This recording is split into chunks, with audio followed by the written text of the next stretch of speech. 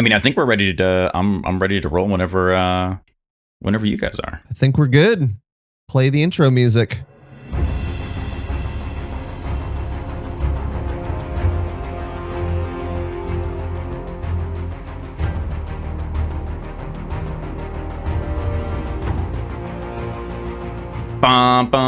Nope, sorry, that's copyrighted. All right, I'll just jump right into kind of the intro or the campfire, and then we'll roll through the intro, and then we'll kind of pick up where we left off.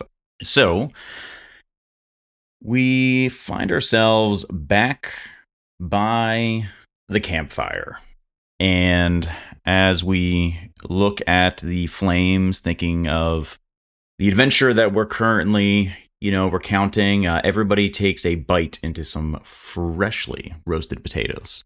They're not quite as good as potatoes past, but there's something about this freshly cooked potato shared with friends that fulfills more than just hunger.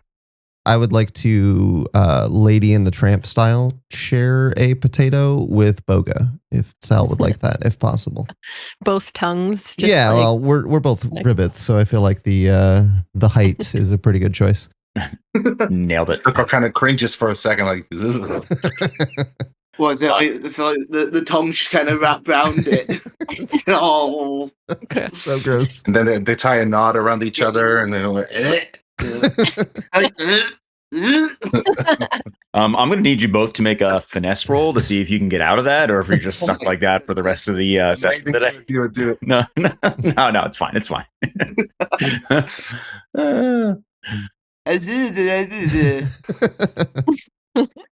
Right.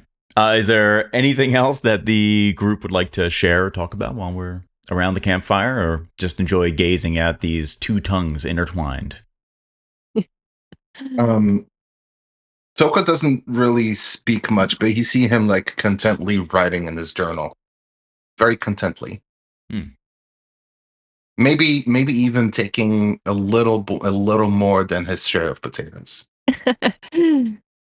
And you see Svetlana just giggling, laughing at all of her friends, thankful for the fun that they bring into her life.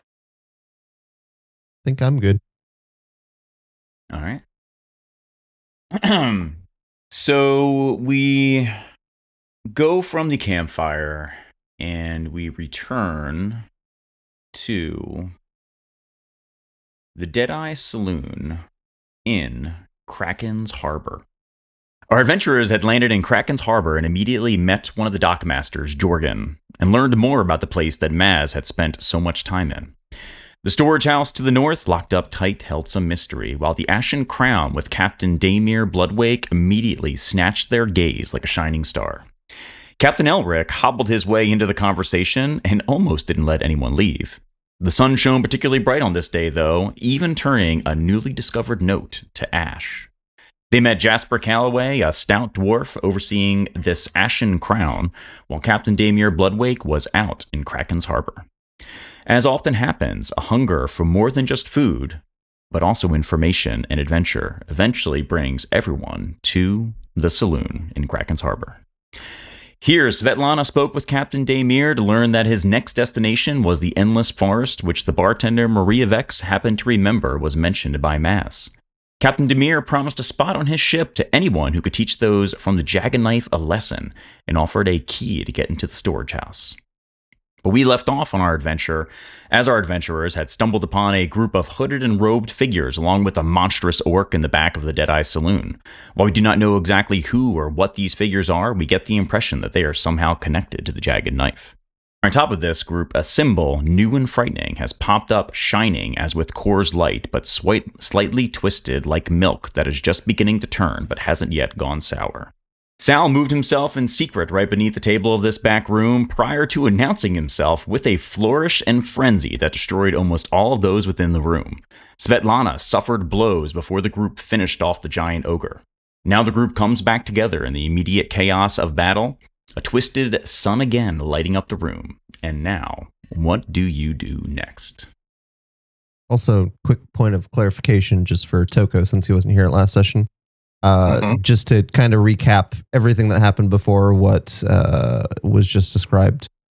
we exited the dungeon where we encountered a particular wizard that you may know. Took a rest and woke up in the morning, and Maz had disappeared. And in Maz's place, there was a ribbit played by me named Sal, who said, I think I know where we need to go. And that's how we ended up in Kraken's Harbor. So just to kind of fill all that in. So Yep, that makes much more sense. Thank you. Yeah. All right. And the players just got done slaughtering a giant orc, and I am going to leave it up to you guys to see what you do. can you remember, did we search them? Did we search them for No. loot before? No. I think there was some searching. I would also like to point out my notes say that in Sal's first combat roll ever, he cast Rain of Blades with a crit and did 39 damage, instantly killing 3 humans. Yes. That was very much a thing, and definitely was not how I anticipated the battle going. So yeah, that's. I mean, that's pretty much... rogues are pretty good in this game. When you get that sneak attack, not bad. Not bad. No, not bad. No kidding. Yeah. I would also like to say that Svetlana had taken the cloaks of the 3 men as proof that she had killed them, or that we had killed them, to show Daemir, because he wanted us to show the Jagged Knife a lesson. So I wanted some, physical evidence of that. But I had a note that we were going to loot the bodies before we left the room during the next session. So I think we still have to do that. Sal would definitely start peeking through pockets. I mean, we can do this as a group or however you want to do it, GM. But I would say you guys roll with it however you would like. Who do you think should be a little looty? Who wants to, go pop on in? Sounds like a All total. over his pockets. yeah, I'll just start looking through the ogre's pockets, I think, because that was the last one to fall. All right, so let's go with I don't know. I guess what would we do here? You would do a instinct roll. Okay. That's a 20 with fear. 20 with fear. Well, I'll take a little fearsy token. And you go right on through the pockets. Which one are you looting? Are you doing the ogre, or are you doing the? I was going to check the ogre first. Doing the big boy, huh? Doing the big boy. Mm-hmm. And big boy's got big pockets, right? Yeah. Right immediately in those pockets, you find 2 handfuls of gold. Great. So feel free to give yourself 2 handfuls of gold, and you kind of keep going through, and you're searching the remainder of these pockets. Very large. He's got all kinds of things, little bits and pieces all over the place, and a couple of them your hand just kind of goes right through. I mean, he's got some ragged kind of clothing on, and then you're continuing to search around, and it looks like all you're really going to find is gold. Okay. And then you start to kind of pull back, and you're ready to go look at one of the other guys, but then you pause. You look at this kind of vest that he's wearing, and you're like, You go up and you kind of feel right around where the chest is, and there's like a slight little bump right there. So you open it on up, you slide your hand inside of there, and you pull out a little piece of paper, and on the note, all you see on it kind of looks like, I guess I described it as, it looks both dirty and worn. The edges are frayed as though perhaps by flame. And it says Dawnstone on it. DAWN stone. And then... One word or 2 words? One word. And then it says, has the kind of symbol of the Jagged Knife right underneath of it. Great. Got that. I'm just adding that as a note in my inventory. All right. Sal would kind of pull it out and be like, hey guys, Dawnstone? And he would hold the paper out with a shrug. Is that something Toko would have heard the wizard talk about or discuss with anyone, maybe? No. No? Nope. Okay. Does Svetlana recognize that as some sort of religious thing? Give me an instinct roll. A 20 with hope. Take a hope. And yes, definitely. It kind of it rings, not something that maybe you identify as like, yes, I know what this is, I know exactly what it means and where it came from, but the whole idea of the dawn kind of like resonates somewhere within you. You get kind of a warmth, within your chest that kind of reminds you of when you've felt Kor's light. Interesting.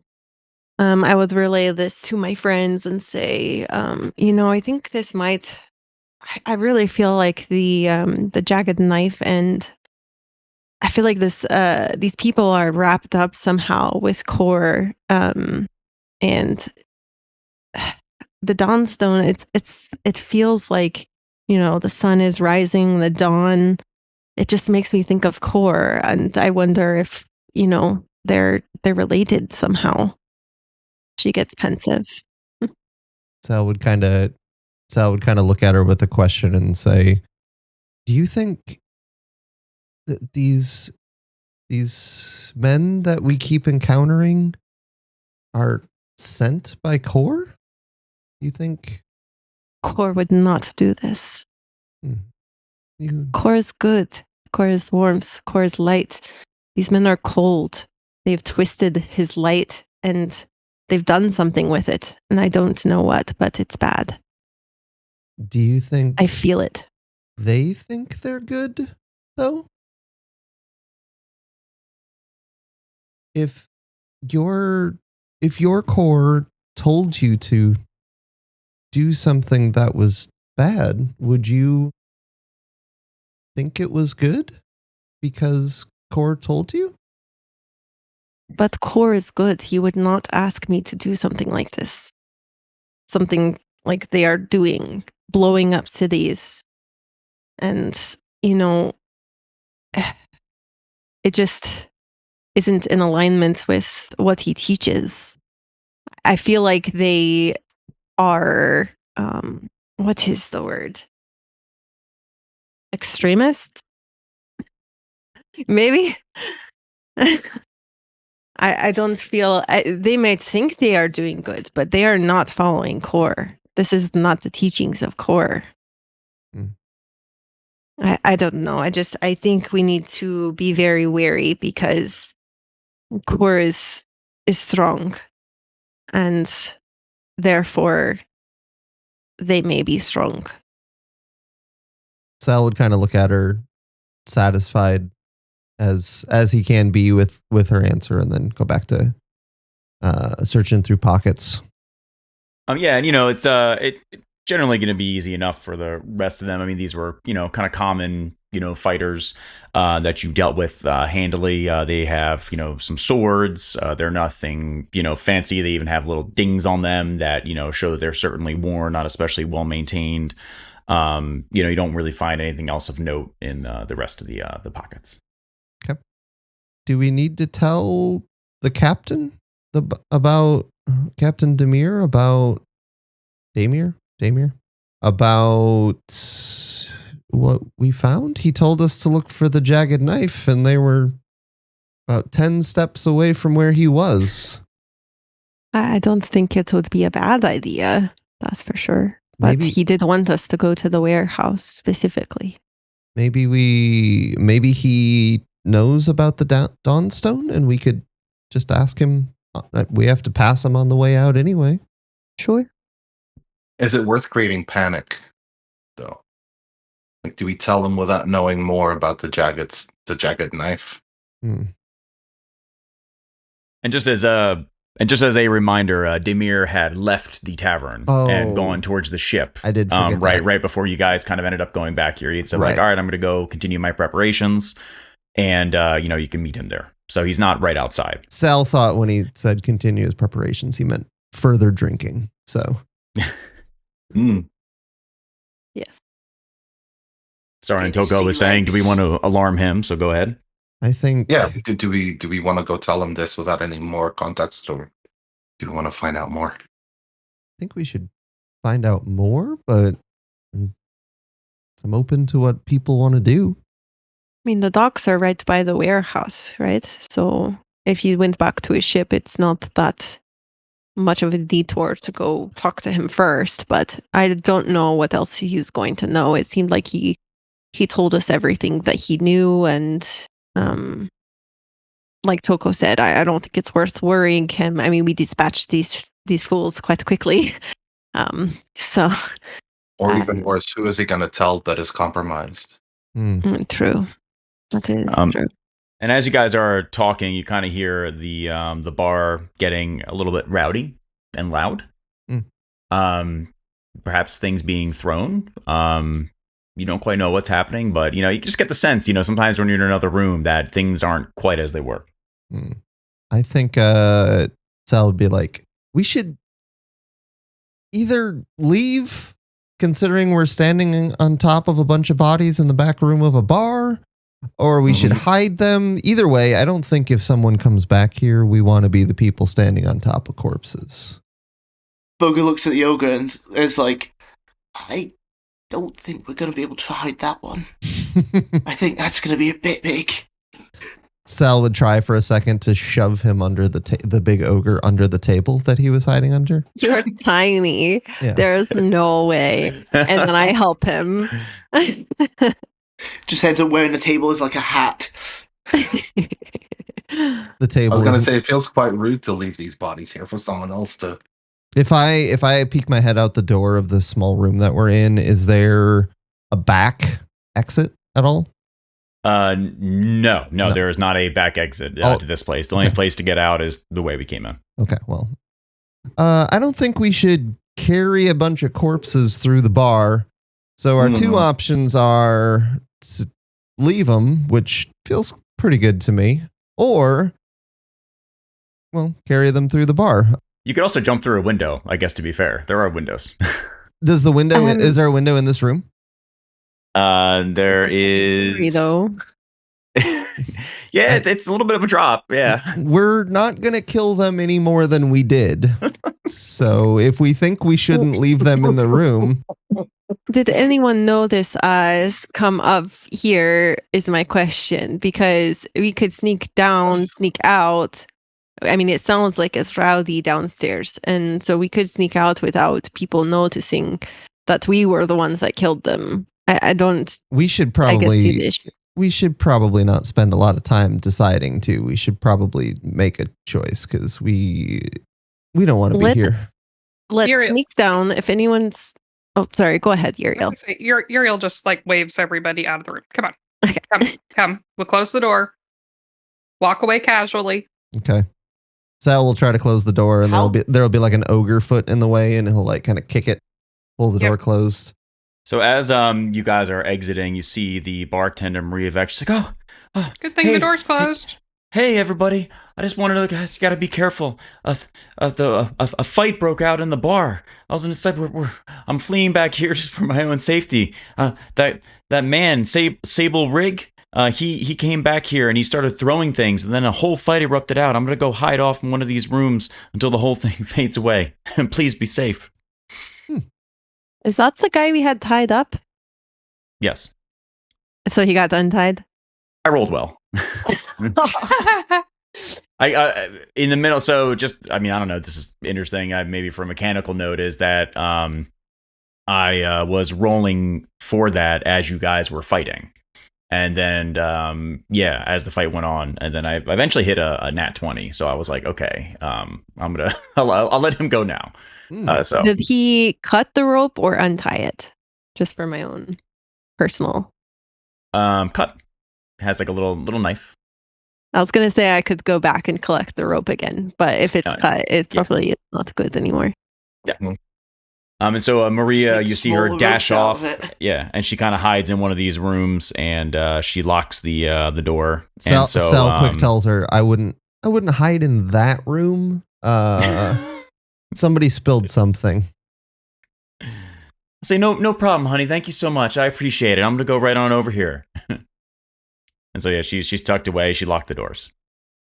Sal kind of whispers through the door, do we need to help with the bar? Do you want us to calm the fight down? Can we help or should we go? Sorry about the mess in the other room. You'll figure out what I mean later.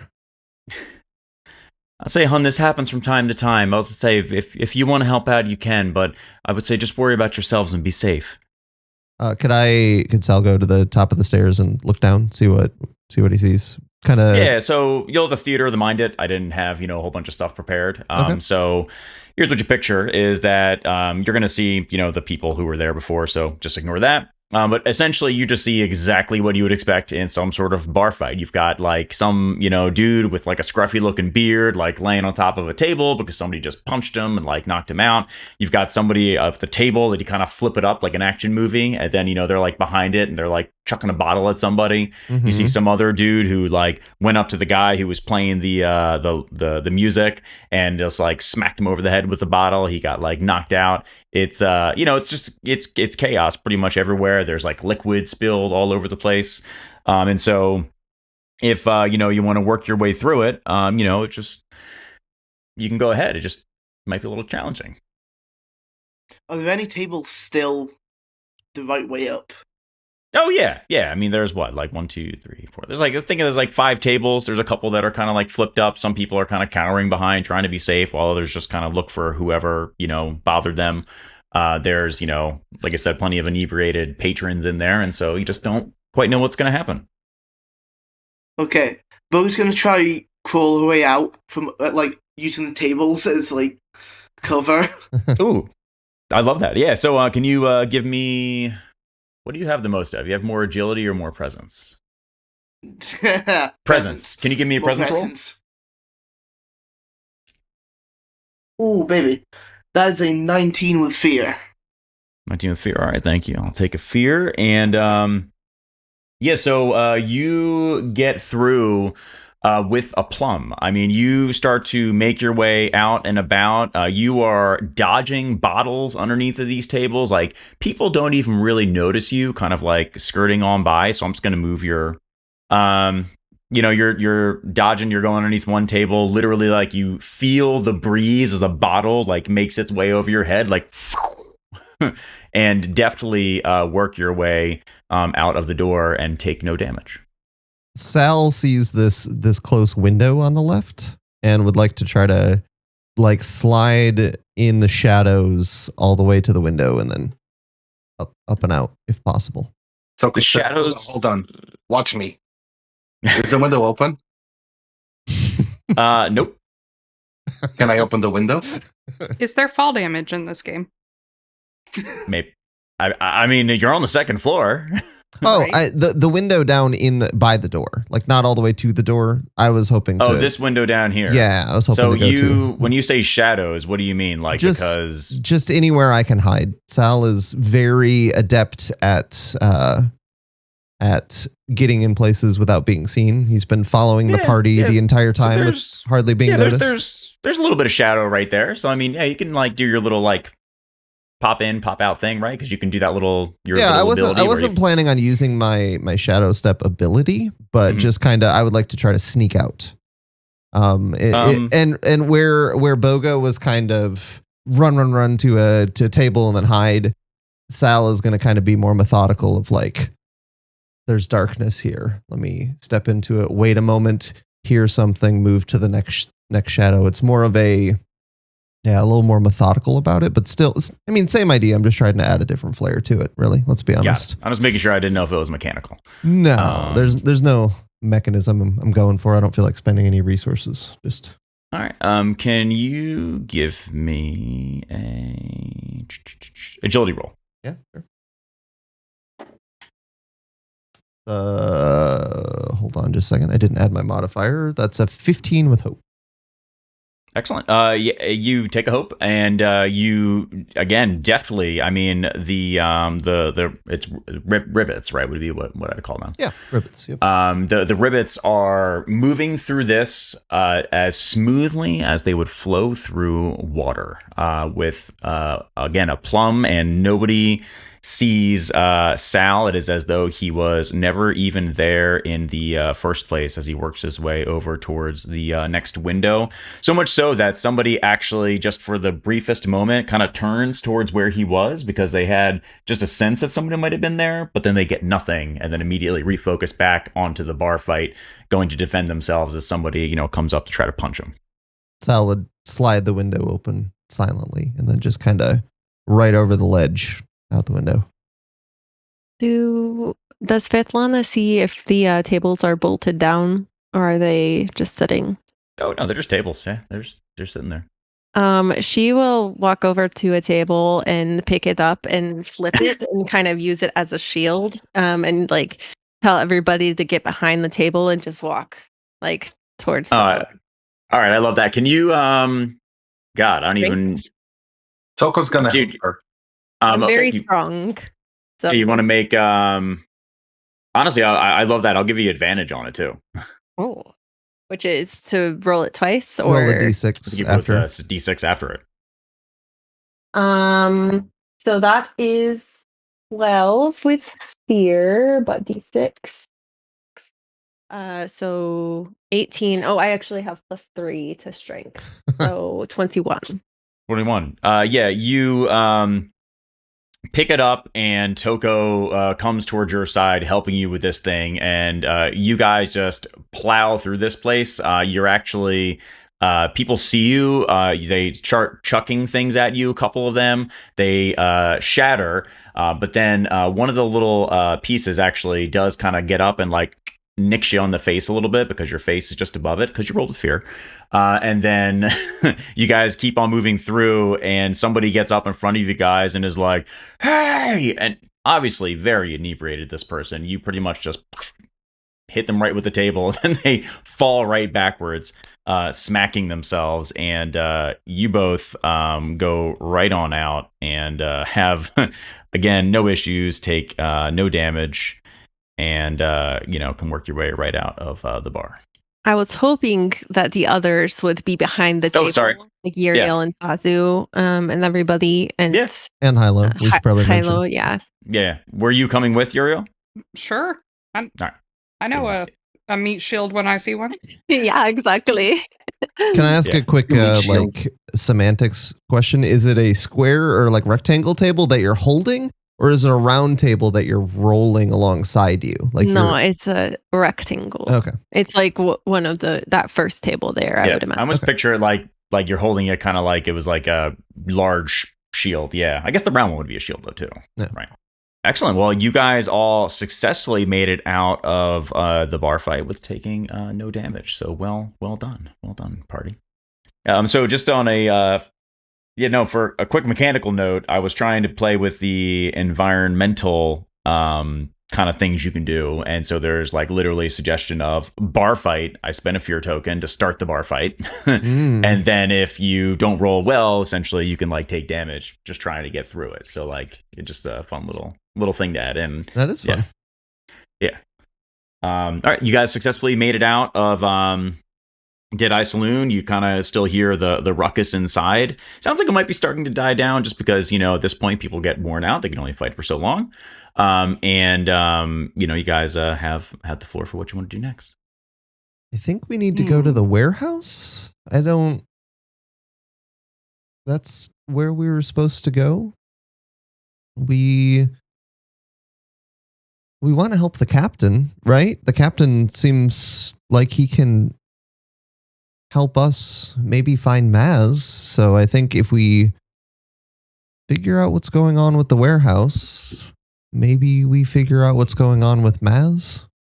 That is another thing that I don't think we mentioned, that the captain said if we take care of the Jagged Knife people in this warehouse, he would give us free passage, right, to the place that he's going next, which is in this forest where we think Maz might be.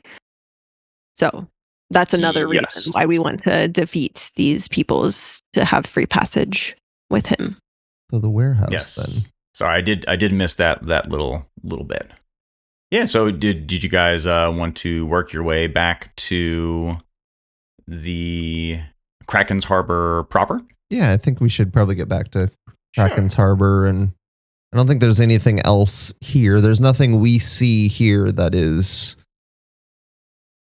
like at this point it's just a typical saloon, right? It's not like there's any menacing figures outside or anything like that. It's just Nope, typical saloon.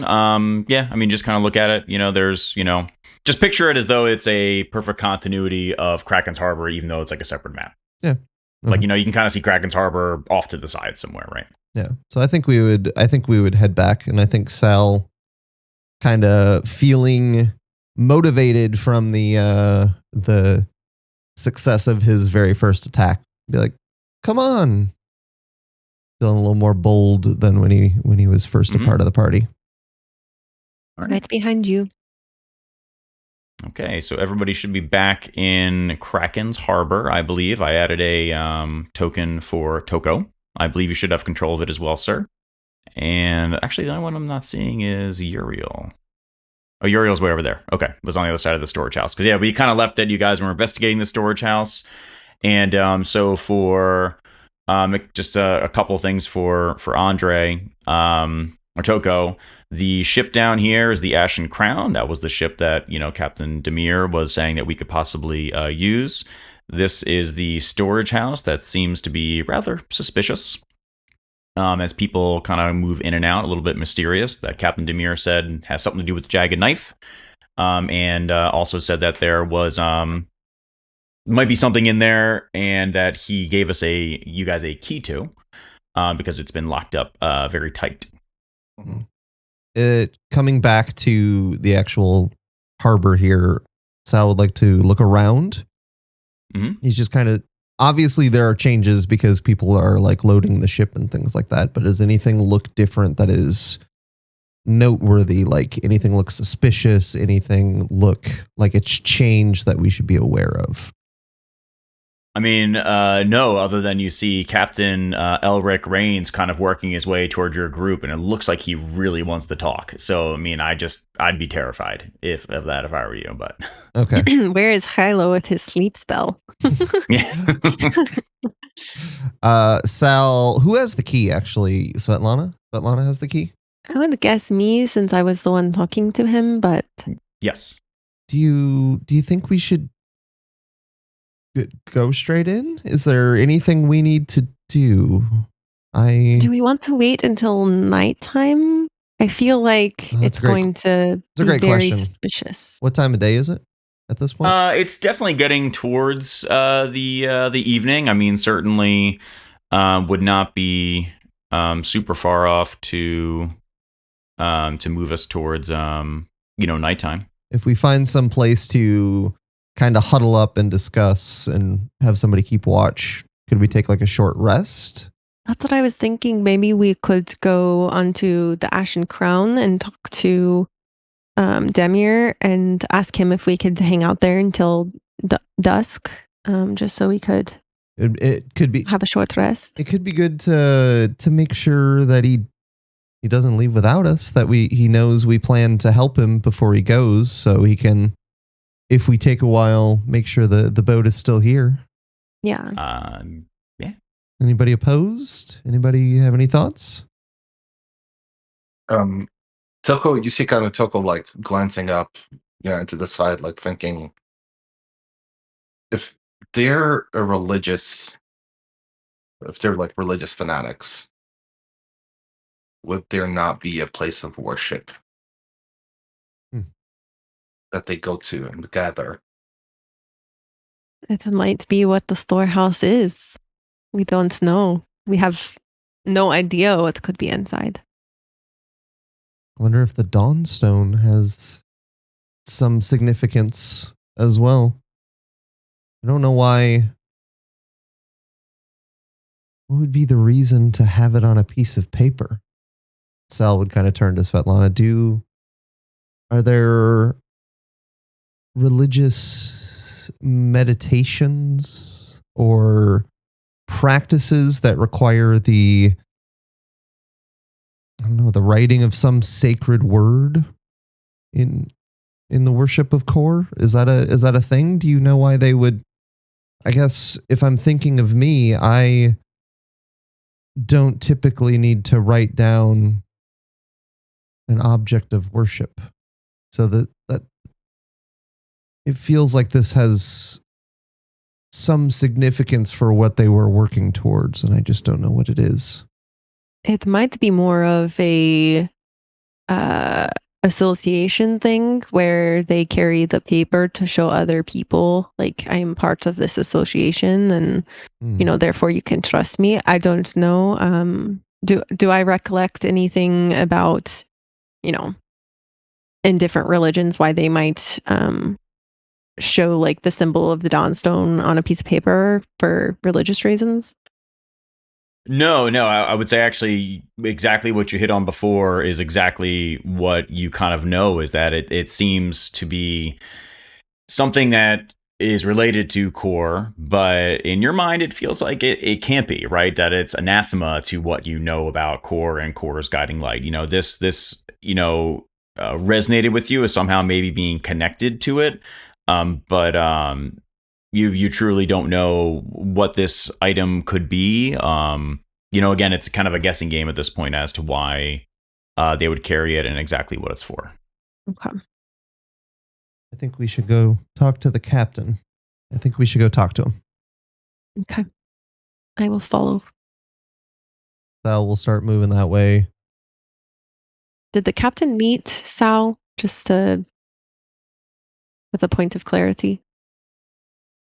I don't remember if you came up and were talking to him at all. I don't believe so. So as Sal as Sal gets closer, he will kind of like, his confidence will start to wither, and he's like marching forward, and then as he gets closer, he's kind of like, maybe you should go, Svetlana, and then just kind of fall in step behind you.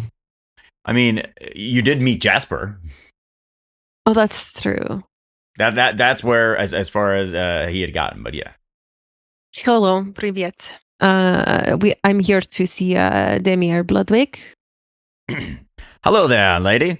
What business have you with the captain?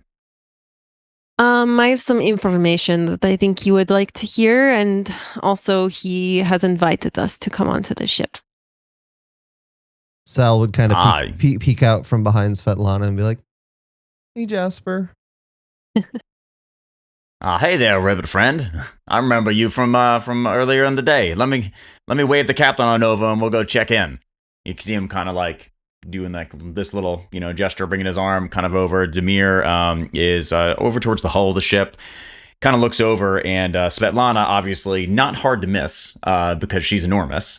He kind of goes over and recognizes her, and comes over and goes to Jasper and hey, Jasper, I'll say you can let her and her companions on board. I talked to her over at the Deadeye Saloon. I'll say we have some business together.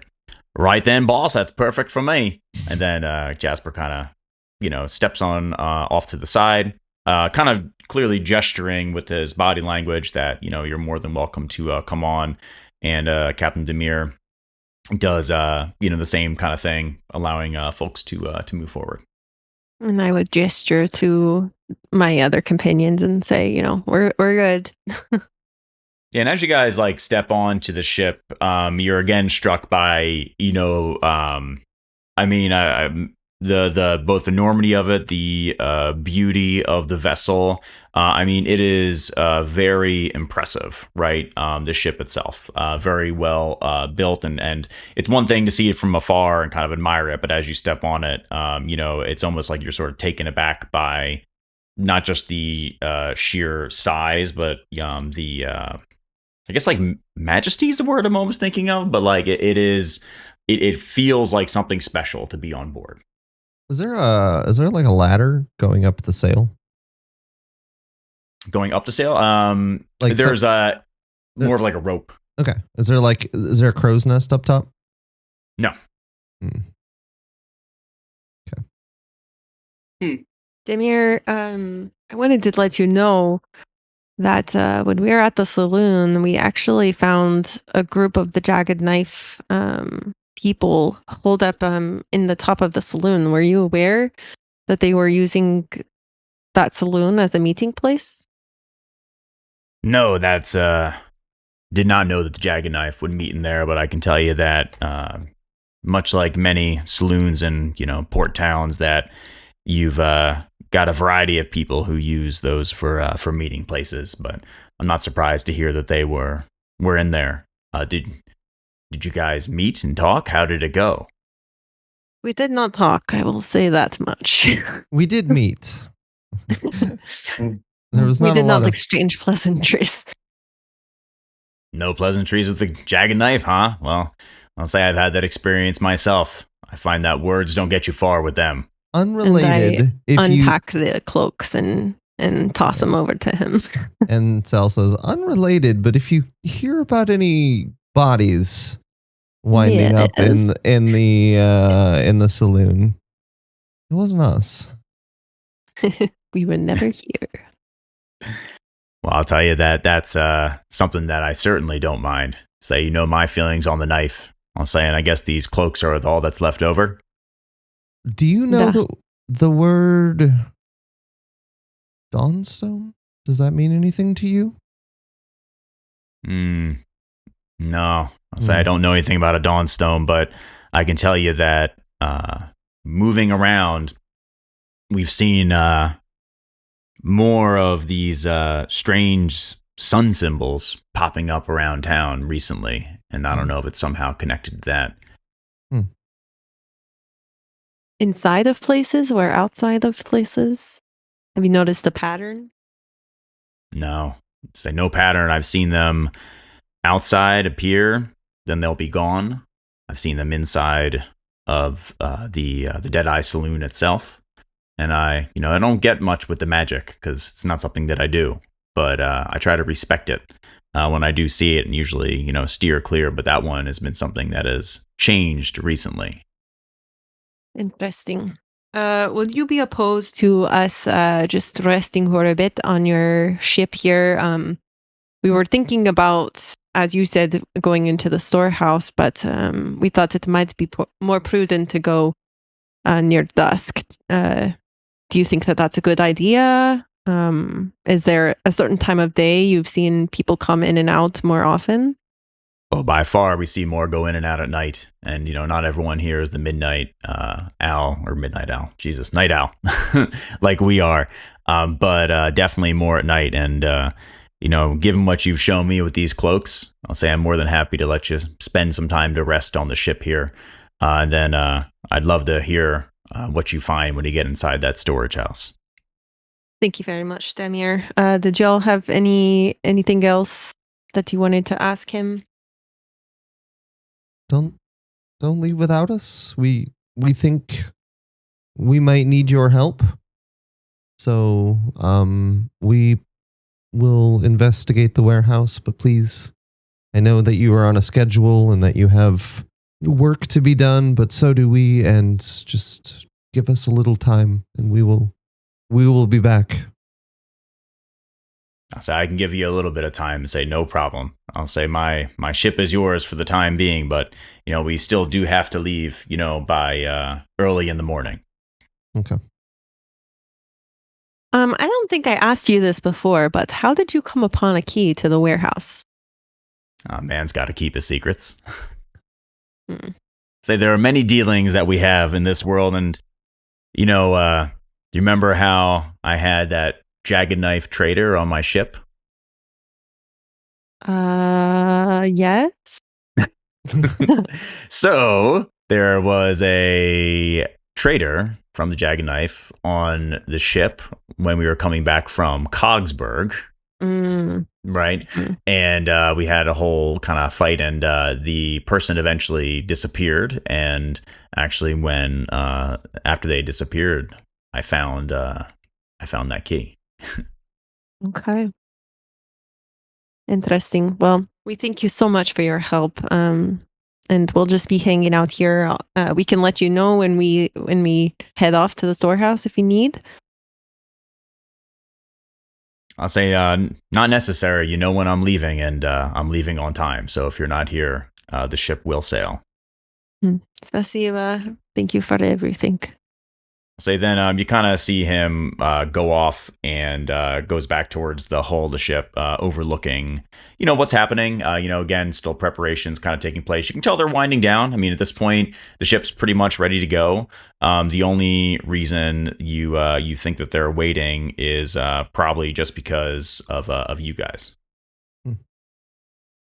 Sal would find a dark, quiet corner and start kind of tending to things in his downtime, knowing that there's not really a need to keep watch, at least as far as he's aware, on this boat. He would just kind of be tending to himself. Yeah, I mean, I'll say you guys get the sense that the boat is safe, feels safe. I mean, you've got Jasper is certainly still on watch for anybody trying to get on. And there's really only one way on that you can tell, which would be that same place that you guys came across in the beginning. Svetlana is going to sit down next to Yriel and just start pulling out some thread and tending to some of the slashes in her armor to try to repair her armor. For that, you guys can continue going through your short rest actions. I gotta find a D4. Sal would just be off by himself. He'd be very quiet, and if you weren't aware of where he was, you might not even be able to see him. He was kind of uses the shadows as a way to recenter himself. And so Sal will be clearing some stress just in the quiet and in the dark. Mm-hmm. I rolled a 2, which means I have cleared all of my stress. Very nice. And I don't, if anybody else, after he's done that, Sal would kind of peek his head out and see if anybody else would need help in terms of things, because that's all I really needed to do. So. I will say that I have successfully repaired my armor, and I'm also just uttering a prayer, kind of, after all that we've learned today about all the different core stuff. I'm just like deep in introspection and prayer with core, so to try to relieve some of that stress of there's these people that are misusing his name, and so I clear my stress as well. And if Sal doesn't find anyone who kind of needs like wounds tended to or anything, Sal would maybe just kind of like find Toko somewhere, wherever Toko was sitting, and just kind of sit close to him and just sit in silence with him as a way to just kind of prepare for the next moment. Like I think Sal uses silence in a lot of his preparation for things, and so just a quiet moment with Toko would be what he would attempt to do. Toko would love a quiet moment, yes. Bogha's just gonna wander around the ship, I think.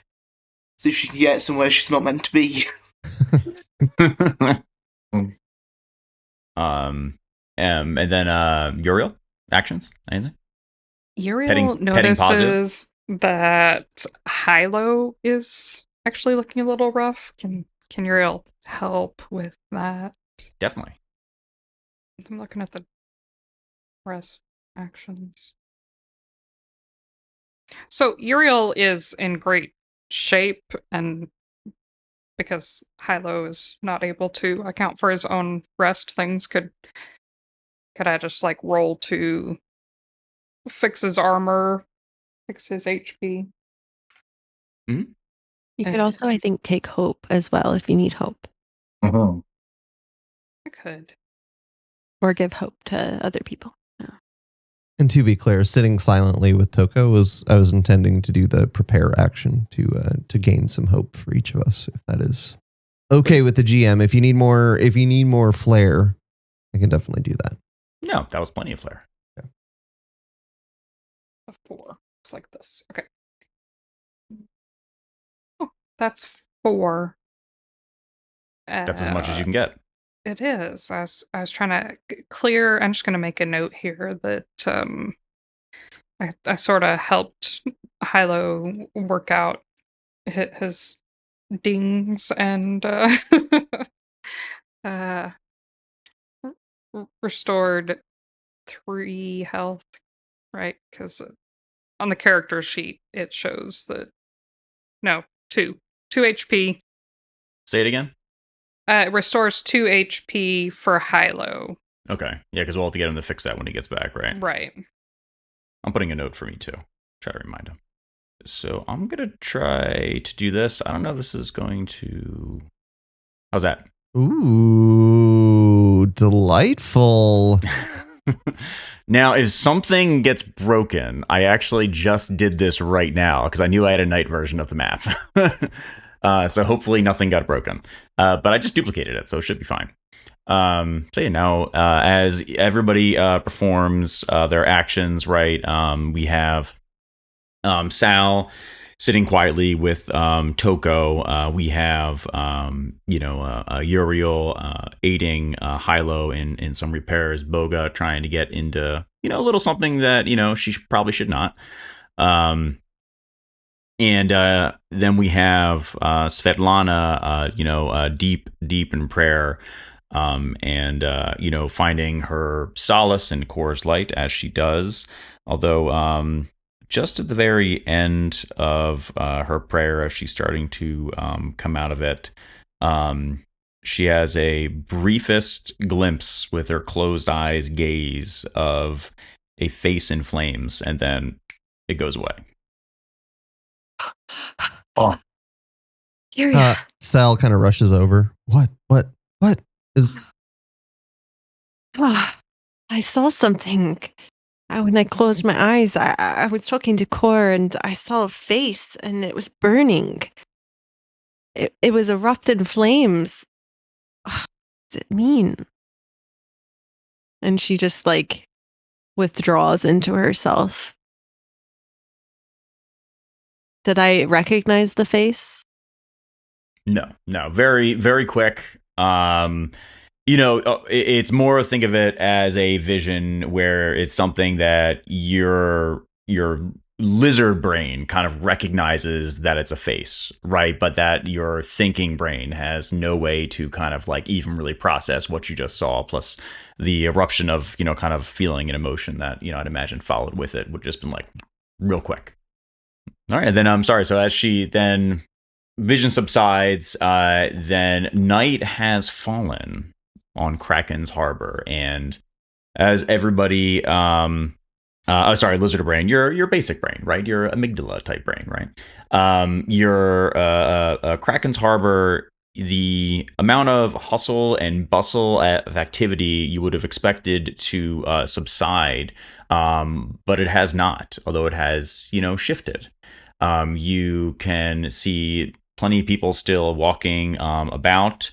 Especially on the Ashen Crown, really sitting above all those docks right nearby. You see, a couple, seemingly just enjoying the view, perhaps spending an evening together. You see folks going by, a little more wobbly than others, perhaps making their way to or from the Deadeye Saloon. Certainly business folks, traders, certainly also, walking about. And your good old friend, Captain Elric, is actually asleep on a bench. So you're safe for now. You can see him kind of over there. It looks like his hat is kind of perched on the top of it. That's how you probably know that that's where he's at. The ship that you're on, the activity at the top has settled. And it seems like folks have started to, kind of go underneath of the ship, perhaps, settling in for the evening. You see Captain Daemir working his way towards, it would be the north end of the map, which is the back of the ship. And he's going into the, what looks like you'd assume are probably his quarters. And I will, you still have, though Jasper somehow is still up. And he seems to have an energy that is bigger than it should be given his size, but it's equally impressive. I mean, this man keeps watch over the ship, like it's his job because it's his job. And also, he seems to have a deep admiration and respect both for the vessel as well as Captain Daemir. And I hand it back off to the players. I think I could climb the mast. Took me a long time to come up with the word mast. I was like, the thing the sail's attached to. Do I think I could have just asked me? Do I think I could? Do I think I could climb it for kind of a lookout spot to kind of survey the warehouse? I assume the mast goes above the warehouse, right? The warehouse isn't like multiple levels high. No. The storage house, warehouse, it's one story. I mean, it's not even like gigantic, it's a decent size, but no, you'd be well above that. You'd literally be above everything in Kraken's Harbor at that point. It's a very large ship with a tall mast. Okay. Can I give it a try? Climb up there and see if I can see anything? You go right on up. I mean, you are an astute climber. You're very good at that. I mean, you don't need a roll for that, adventurer friend. Okay. And then you can go ahead and start to take a look around. And are you looking for anything in particular? Activity at the warehouse. Just anything I can see associated with the warehouse. People going in and out. Whether or not it looks like there's. I can't remember if there's like windows to see through or anything like. That we could see light or just any activity really at the warehouse. Let's see. Gosh, man. I was going to try to do something kind of fun and mechanical, and now I feel like I might be above my pay grade. Well, we're all getting paid so much, so that's... Would this be a good opportunity for a bio break? Yeah, no, totally. Yep. All right. Yeah, we can take a quick bio break. Do it. This is where our sponsors chime in. Sponsors, go ahead. We'll be right back. We don't have any sponsors. Yet. Everybody's back? I think so. All right. You want to give me a little, because you're looking. It's a little bit of a distance to glance over there. Yeah, it's dark too. Makes sense. Yeah. And then what? Is that a thing? So, is that a thing in this game? I actually don't know. I think dark vision. Actually, I don't know if it is a thing in this game. Hold on, because I know that it's on Roll20, but that's because of D&D. I don't see dark vision as a thing. No, I do not either. I would assume I would not be able to see very well, admittedly. So, but also Sal is accustomed to the shadows. So, yeah, that was my thinking, at least. Yeah, no. So you're looking out into the distance. Give me a what would it be? I guess I wouldn't be a knowledge roll. No, instinct. Okay. Holy crap. Okay. That is 25 with hope. Take a hope. And you definitely I am so sorry. Some stuff there. Those are not the correct dice. Let me try this again, if you don't mind. Oh, I don't mind. That is much more. That's still 15 with hope. That's a lot clearer. Okay. All right. So you definitely see a figure in the distance going inside of the warehouse, seemingly with a key, and pop him right on in. Okay. Can't really make out exactly who or what it is, but I'll tell you what you do see, definitely got a hood on. Sal would scurry back down. Guys, I think I see someone going in. I don't know if we want to quickly try to follow or if we want to wait. Could we put on the cloaks? We have 3 of them. Could definitely get a few cloaks on. I don't know. That'd be a little bloody, the cloaks. Because, I mean, you did just literally slaughter all of them with a sword. Might be a little dicey. Rinse them in the river. It'll be fine. It's I mean, it's salt water, and that's fine too. I mean, you do you. Yeah. Show up to the warehouse dripping wet. I don't know. This is Which one is more conspicuous? We fell in the water. I love it. Sal is gonna opt not to take a cloak as a. I think if it comes to hiding, I'm probably pretty good at it. If you would like disguises, Feel free I to don't use know. them. Would the cloak even fit Svetlana? Because I imagine she's much bigger than an average human. I mean, 100% no, but it'd be hilarious if you put it on. I mean, like, right, like it would basically be like you're putting on like a kid's cape is kind of what it would look like on you. Like it'd be like,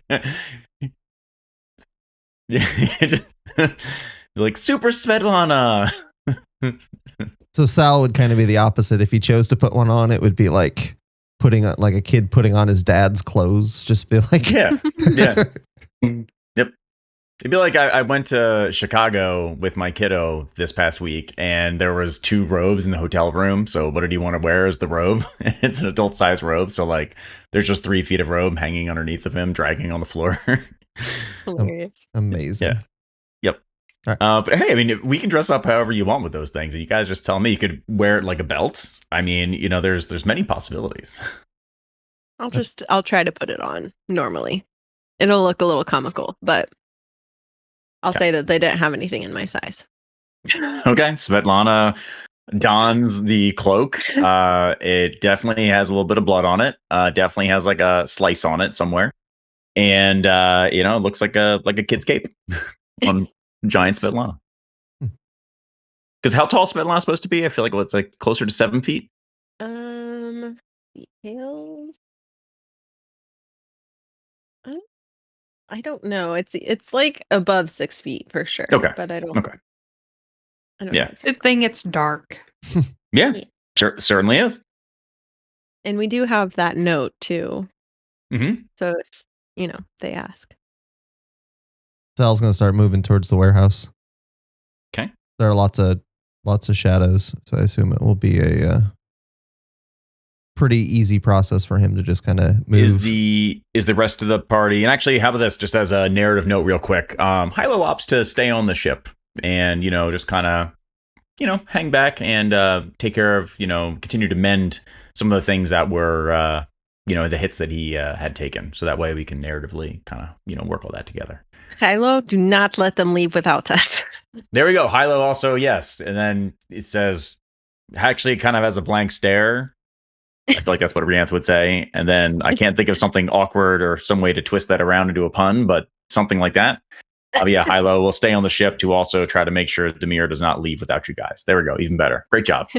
Go team. And Sal will kind of like pop his head up and be like, if they start to leave, just point out things they're doing wrong that they need to fix before they go. I'm sure. Yeah, there's something wrong with the left phalange. That sounds like a good idea, right?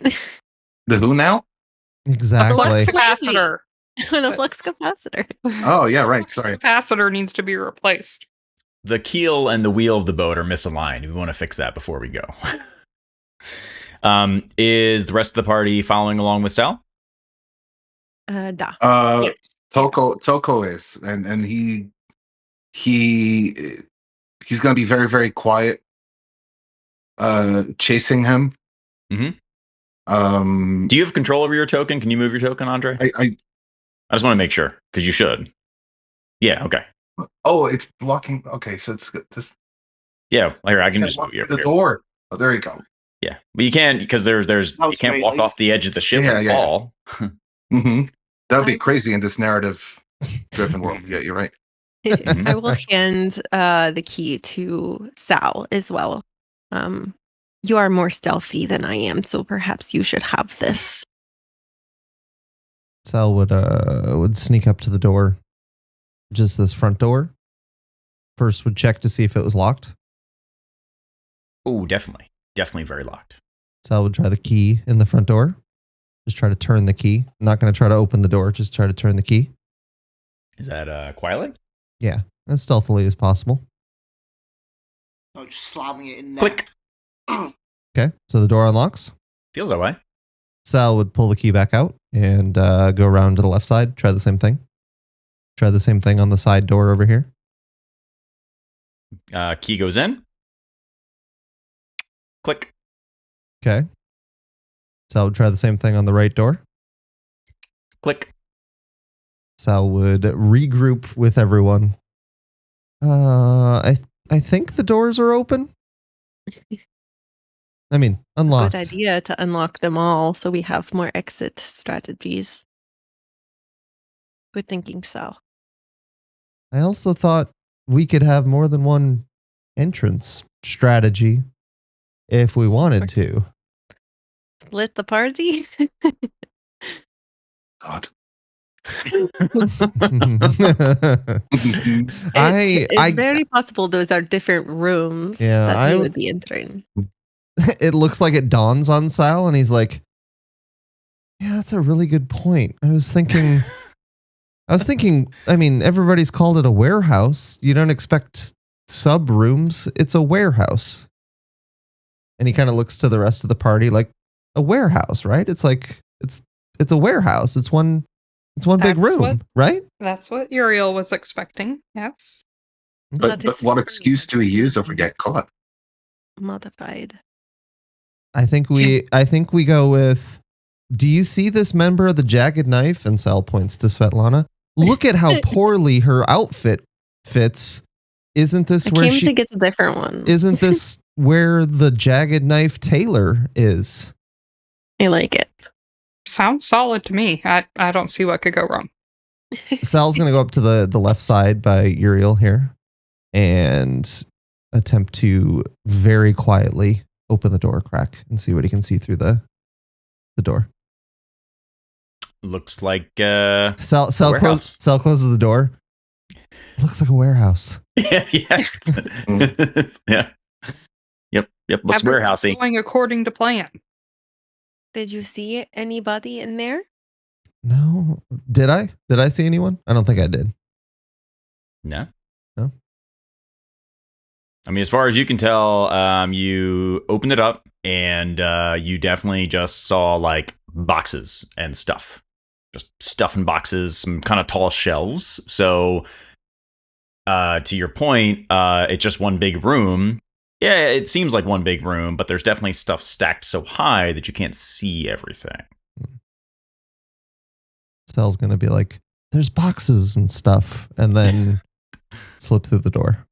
Just right through inside, assuming it's pretty dark in here. I assume it is. Like it's, unless I'm wrong. From the looks of it, it looks like it's fairly dark. But if it's supposed to be, be bright lights in there, let me know. No, yeah. I just wanted to make sure my lighting was good to go. And no, yeah. So I mean, you definitely it's darker. It's nighttime outside, so there's definitely lighting on the inside. I didn't put torches down, but assume there's like torches and stuff like lighting it up. Mm-hmm. And so you can definitely you can see around a bit. Okay, I just duck inside and kind of be there and look around, see what I see, and wait for other people to make a decision on what they're going to do. I kind of creep through the door, but I don't move in very much. I think I see something move, though, out of the corner of my eye. I don't know if I was supposed to or not. Oh, no, it was Bogha's token. I could see slightly. Sorry. Mm-hmm. You hear just scared me. Panic flapping her feet. She's been left behind on the boat. Oh. Yeah, I mean, and then you kind of hear some, talking off in the distance. So picture if you were in one room, there might be somebody in an adjacent room or a room maybe two off or something. And so you can make out that they're voices, but it's sort of like the Charlie Brown stuff, like, like you can't make out the words or anything being exchanged. They're talking at a level that suggests that they feel like, they're in a comfortable, safe place. Like it doesn't sound like they're whispering or trying to hide anything. They're just, kind of having a conversation, but you have no idea about what. Can I definitely. Oh, I'm sorry. No, go ahead. I was going to say, can I kind of interpret where I'm hearing the sound from and quietly move towards it? I assume there's a door or something in between that I have to sneak up to, but. Give me an instinct roll. Yeah, sure can. This time I'll use the right dice. 14 with hope. Take a hope, and you can just kind of vaguely hear kind of like this direction-ish. Okay. So I guess it'd be like northeast. I would move within the kind of the using the boxes that are all stacked around the warehouse, using all these storage areas and stuff as a method to move towards the sound, keeping myself. Okay. How are we moving, and what's the rest of the party doing? Sal would definitely be as quiet as possible. He would be hiding wherever he could. So like if he's pretty small, if he sees a space in a shelf, he'd kind of like become that space in the shelf. Mm-hmm. Okay. Always knowing where the shadows are, moving quietly. Okay. And what's the rest of the party doing? Toko's kind of looking to be like last, almost. Okay. He doesn't want to, he wants to make sure everyone else is okay before going in, type of thing. Okay. Bogha, what is she doing? She's just slipping through that open door. She's gonna just hide behind the first box she sees. Mm-hmm. Yriel? Yriel and Pazu are making their way around to the other side to the door because it's unlocked, and it was straight across from the door that Sal and the others entered. So cool. Okay. She's thinking that they'll be able to approach from that side without. Yeah. And quiet, cautiously.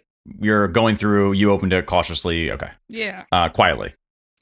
Skulkily. Ooh, fancy. And Svetlana? Svetlana is following closely behind Sal, but not so closely that, she knows that she's large and makes sounds without trying. So she is trying not to get too close in case she makes a sound and gives away their presence.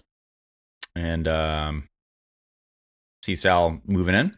Yeah, Sal is going to get as close as he can to whatever is in between him and the sound. Like if it's a wall, a door, a window, he is moving towards the sound incredibly quietly, attempting to listen, see if he can hear anything that's being said. Okay. So you're trying to get as close as possible to overhear some of the conversation. Overhearing is the objective, not engaging with anything. Yeah. Okay. So actually, I'll just go with it. So as you kind of like, you're already being very, good old sneaky and stuff.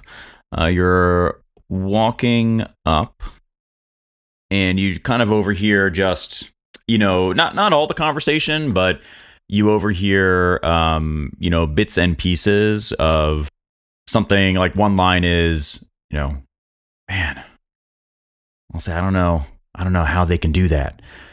And then you kind of hear some mumbling, can't quite make it out, from a different person. And they say, yeah, well, I just got to get paid. I got to stay with this because it's the only way I can feed my family. And then, kind of hear a conversation continue. Mm-hmm. Can't make out exactly what it is. And, then you hear somebody else say, well, I think they're right. I think this is the way forward. I don't know. I want to be reborn in flame. And then you kind of hear, again, can't make out quite what's happening right after that. Sal knows he doesn't have a chance to convey that to anyone else, so he kind of stores it away.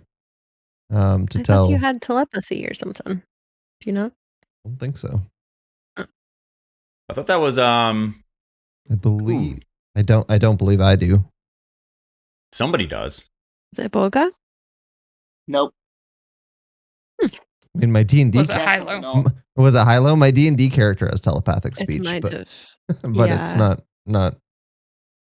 So Sal will. What am I pressed up against here? Is it like a wall? Is it a door? What am I on the other? Like, what am I on the other side of where I can hear these people? It just like a wall of stacked like boxes and things like that. So like it looks kind of generic. Like it doesn't look like anything that seemed out of the ordinary for a warehouse. It looks very warehousey. Okay. Did Svetlana hear any of this by chance? No, with your distance, you're just gonna kind of overhear more of like the mumbled kind of like, again, there's clearly conversation, but you don't know exactly what it would be. How long has Sal been out of like my earshot? Is it long enough that I would have been worried about him? No, I'm feel like right now we're kind of operating within like moments. Okay. I'm just sneaking to the edge of this, kind of waiting to hear something from Sal. Can you if he moves? if you're going to be sneaky, I would love for you to give me a what would I want? Oh boy. Oh boy. A finesse roll. Oh. I was waiting for something like this. 16 plus 0, 16 with fear. 16 with fear. Thanks for that. It's not Sal kind of Sal kind of hearing Svetlana, by the way, would like to make sure he's hiding. He would like to make sure he is using the hide action, which is a part of his rogue class. What does it do? Basically, when you move to a location where no enemies can see you, I assume no one can see me right now. Nope. Then it's just an action to become hidden, and targets can't see you even if they move into line of sight. And then I'm no longer hidden if I move or attack. That's all. Okay. Have you ever seen Robin? The movie? Ever seen? No. Robin. Okay, so that is how I picture Svetlana right now. She thinks she's being sneaky, but like secretly she's like bumping into everything on her way. Like she just hit something on the shelf and then her armor just like made little clinky noises, but she thinks that she is safe. Right. So in her brain, she's like, I am nailing this right now. Like I am embracing my inner Sal. Like I am the sneakiest sneak that ever snuck. Right. But meanwhile, what's actually happening is that like each step, it's like,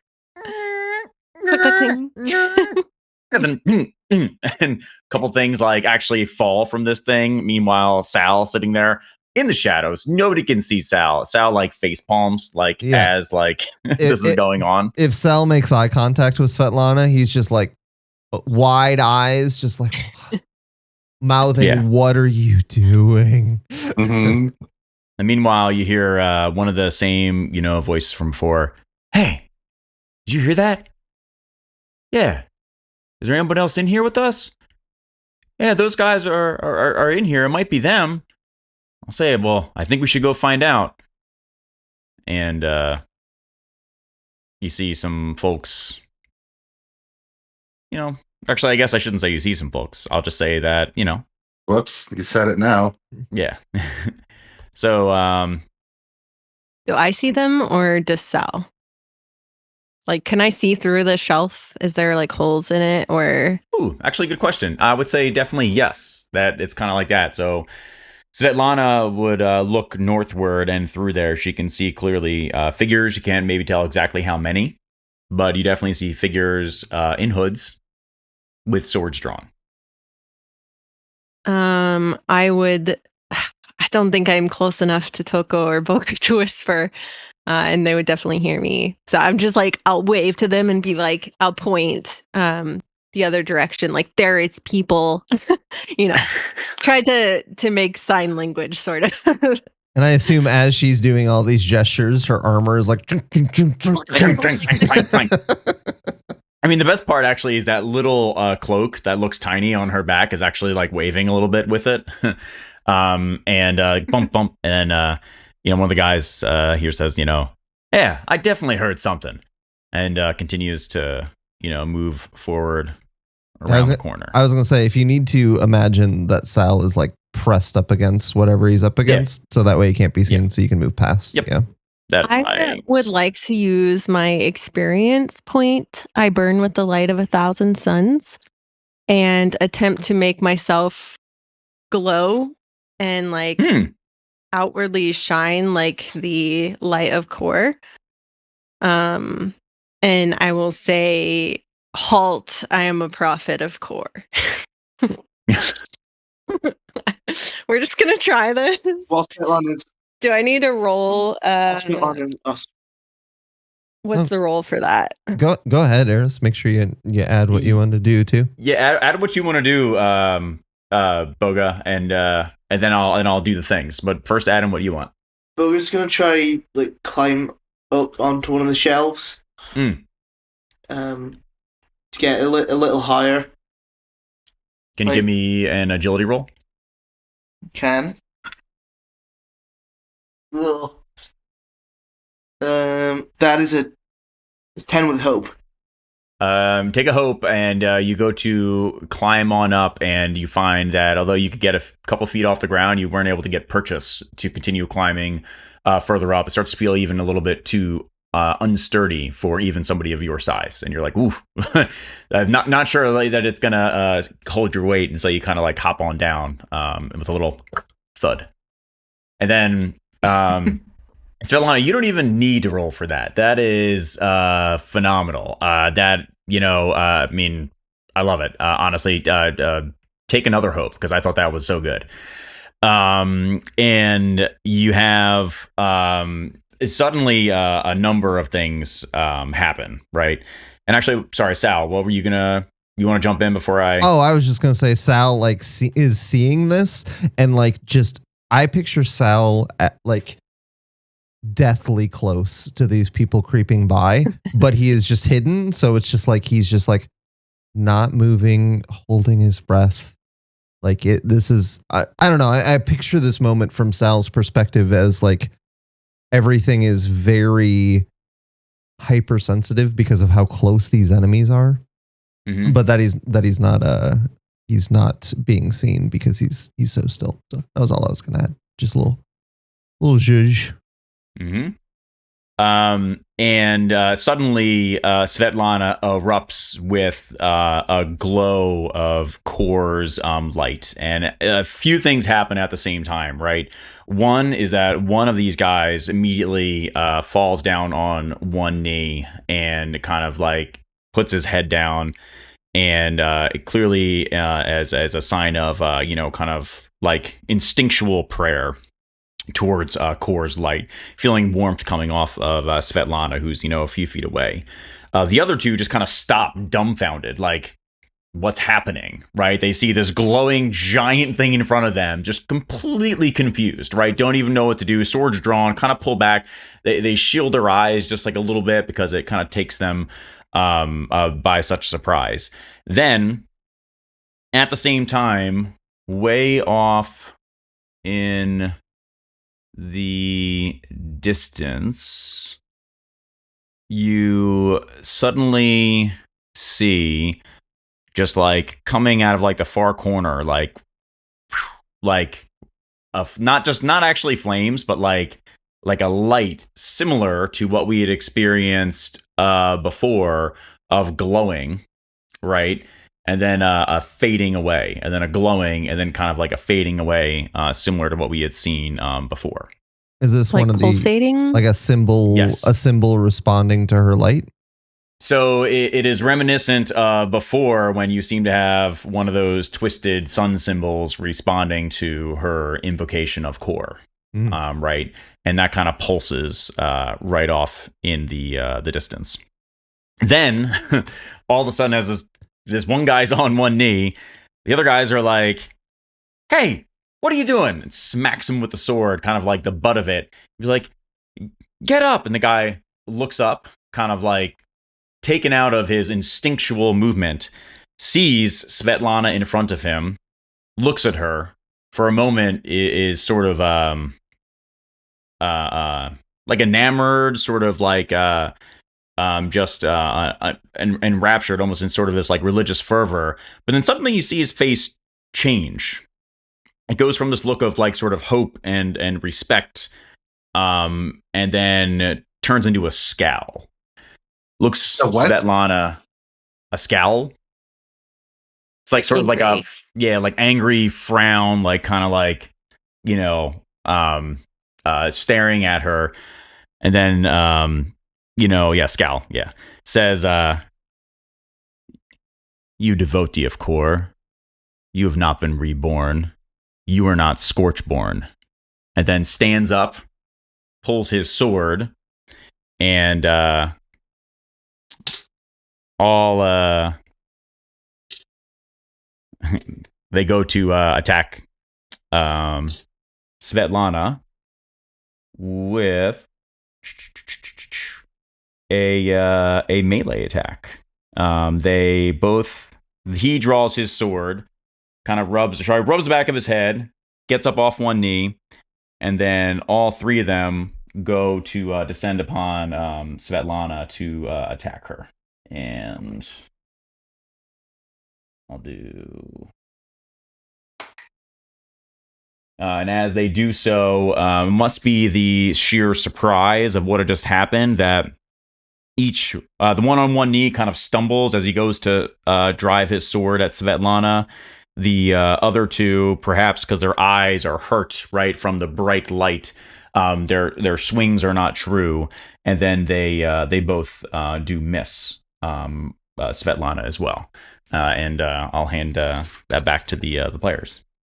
Can Sal, from where he is hidden, Sal notices that the one thug, I guess, kind of like rubbed the back of his neck. Is there anything there? Was he touching some kind of symbol or anything like that? Or was it just like No. okay. Just want to check. He just smacking him. Okay. Kind of like oh, get out of the guy. He got hit in the back of the head. Okay, sorry. Yeah. Okay. He just kind of was like, "What are you doing down there, guy? Like get up. Like Okay. we got something to do." Okay. Also, to not get too meta, but when we heard them talking, one of them said something about being reborn. The other two were kind of expressing uncertainty. Yriel is lost in the dark somewhere on the east side of the interior of the warehouse. Oh, Yeah. there she is. I don't even see her. Oh, Oh. okay. Hey, Yriel. Hey, hi there.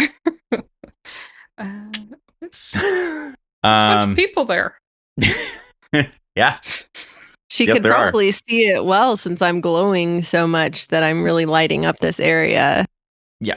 So you see Yriel turns the corner with Pazu in tail, and she sees a group standing there of clearly hooded figures, clearly related to the Jagged Knife. She sees a large orc like figure and one person carrying a staff, seemingly behind them, perhaps directing the entire thing. And they're all kind of in the midst of what looks like, conversation. There's also something in the middle of them that they're all kind of like looking at. You don't know what it is. But as Svetlana was doing her core thing and invoking core, that's actually where the glowing came from and the pulsing came from, is whatever's right in the middle of this large group of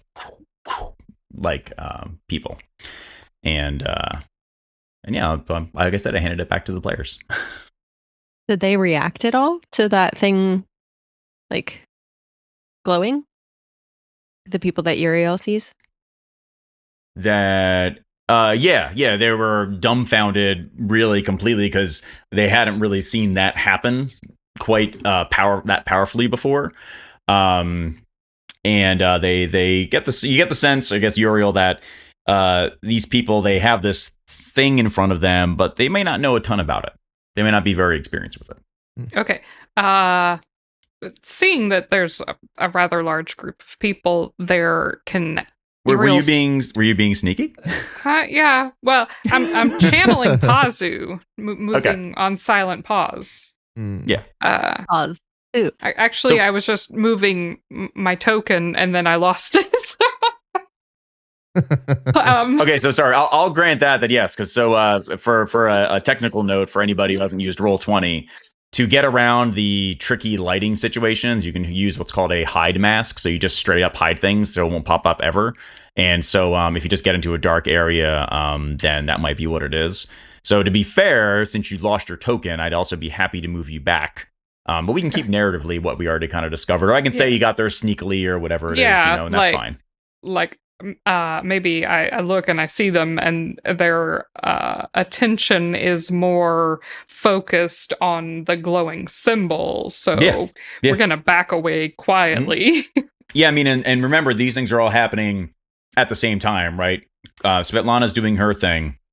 they start to fight with the Jagged Knife folks over there. That thing starts glowing. You peek around the corner, right? They're already distracted. You see this large group, and then you kind of move on back. Yeah. Like I said, controls to the players, unless you want me to go ahead. Svetlana will say, "Don't you fear the wrath of Kor?" and will take out her axe, which is also glowing, and throw it at the person nearest to her. She will also mark a stress to try to attempt to hit a second person. So I don't recall, how do I actually do the roll? Is it For your character? Yeah, is it hope and fear die still? Yes. Yep. Yes. Hope and fear to get the initial hit, right? And then you would roll for damage. And you should also, on your weapon, it should list plus, like if you have a plus roll to it. It's probably based on your... It's my strength. Yeah, I think so +3. add that to your hope and fear. That is 21 plus 3, so 24 with fear. And I would be attacking the two nearest to me. Well, that very, very much hits. That very much. I mean, you are clearly making a dead-on connection with the folks in front of you. In fact, it actually looks like your aim is so true that at this rate, you might even hit all three of them. Oh, wow. Okay. So that's 2d10 plus 4. So that's 8 and 7. So 15 plus 4 is 19. Yeah. So, how would you like to slaughter 3 people? I mean, that's just what I want to know. Like, how does that feel? How would you like that to feel? Well, I am burning from the inside out with fury that they would corrupt the pure light of Kor into this thing that they have created.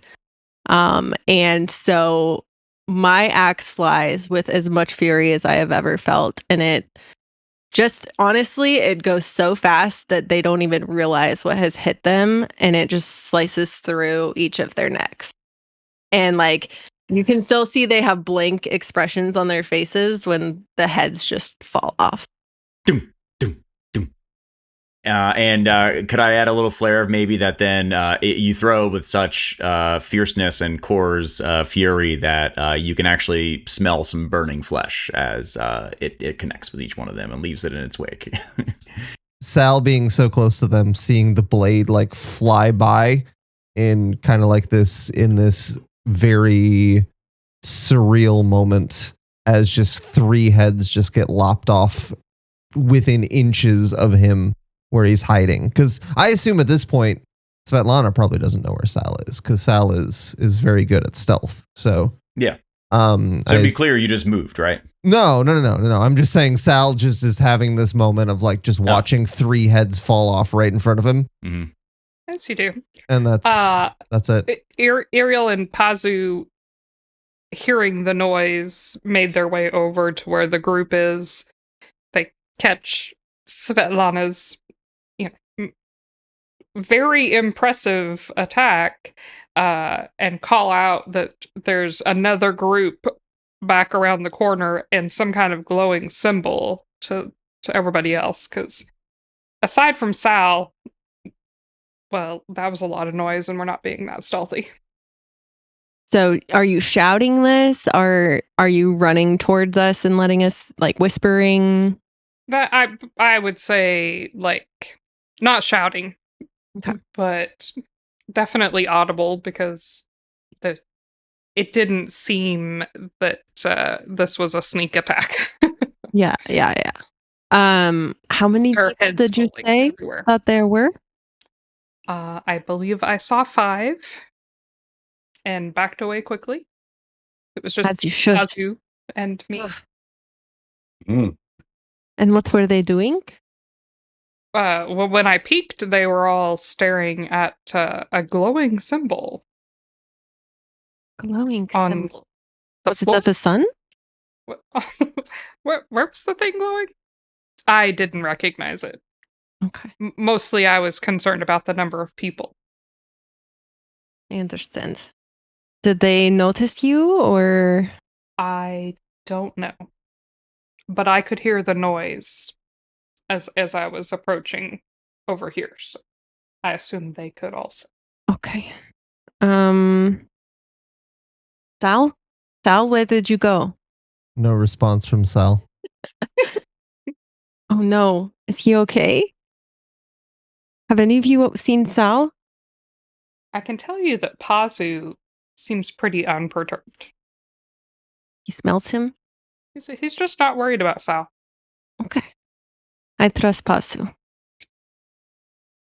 Well, were the people heavily armed that you passed?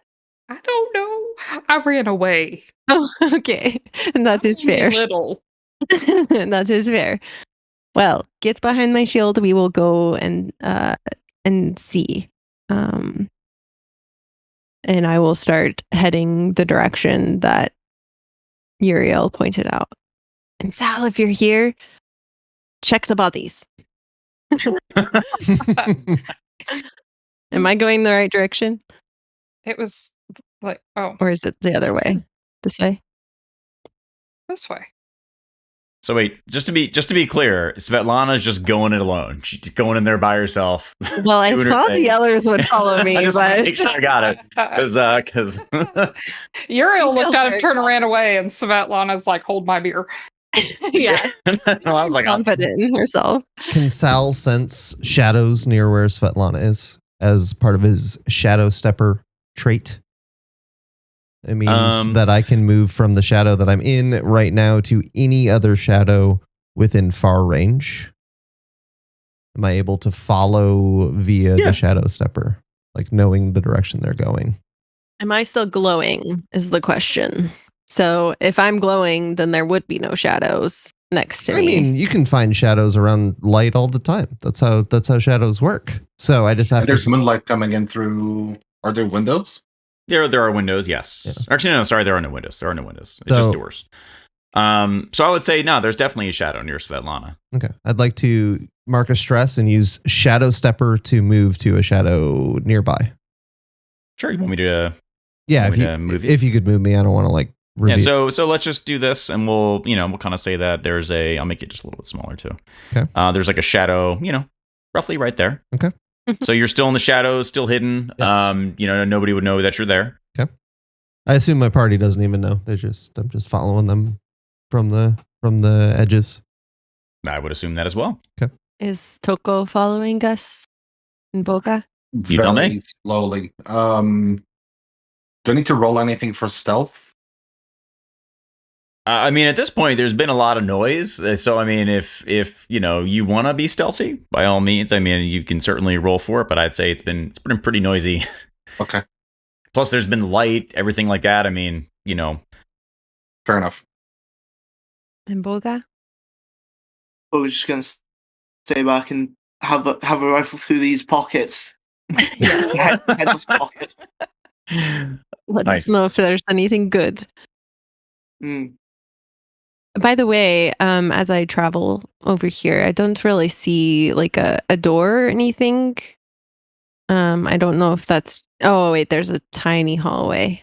There's a tiny hallway. You are so right. Okay. Yes. Tiny hallway this way. Everybody, come on. Tiny hallway. I'm doing my best attempt to not Sneak? make a ton of sound. Yes. You're gonna I don't roll know for that, if sneak is the Svetlana. right You gotta roll, Svetlana, if you're trying. Not to make sound. Can Sal like slip up behind her really quick as she's trying to sneak and kind of give her some tips about like, see, the issue is you're walking around with a bunch of metal on you, and if you're, I mean, you want to shadow step again? no, not shadow step, but Sal would come out of the shadows and just kind of like walk up action, I think. Yeah, walk up Yeah, I mean, behind you can. and try to help to explain like a better way to move quietly, if that's possible. Yriel Yeah, jumps in surprise. Pazu is unsurprised. Yeah. And I was doing I do a presence roll for that, Svetlana. Did you give me a roll? Yes, it's 9 and 4. 0 presence, so that's 13 with hope. Uh, Do I get a help, like a d6 for the help action, or? That's what I was attempting to do. I was attempting to help her stealth, give her some advantage for that. Do it. I like it. That's a 1. I dropped it. So you went from 13 to 14? Yes. You are clanking the whole way. Wait, no. Sorry. I think I did the math wrong. That's definitely 11. 11 to 12. Oh, girl. Yeah, you definitely clanking. You are clanking. Like, Sal's trying hard, but like, it's not connecting right now. Perhaps it's because of the fury that you kind of feel within that, like, again, you kind of have this disconnect between what's happening and what you feel like is happening, because that burning within you is actually kind of more like a rage due to what you've already encountered, so far. And as you go up, you kind of hear muffled voices again. One of them is, "You ever see it do that before?" Other guy, somebody else, like, "No, I've never seen it glow like that." Another person says, "Do you think somebody else is here?" And then you see another little, like, more faint glow. So it's like that very bright one that you saw is like slowly, fading out.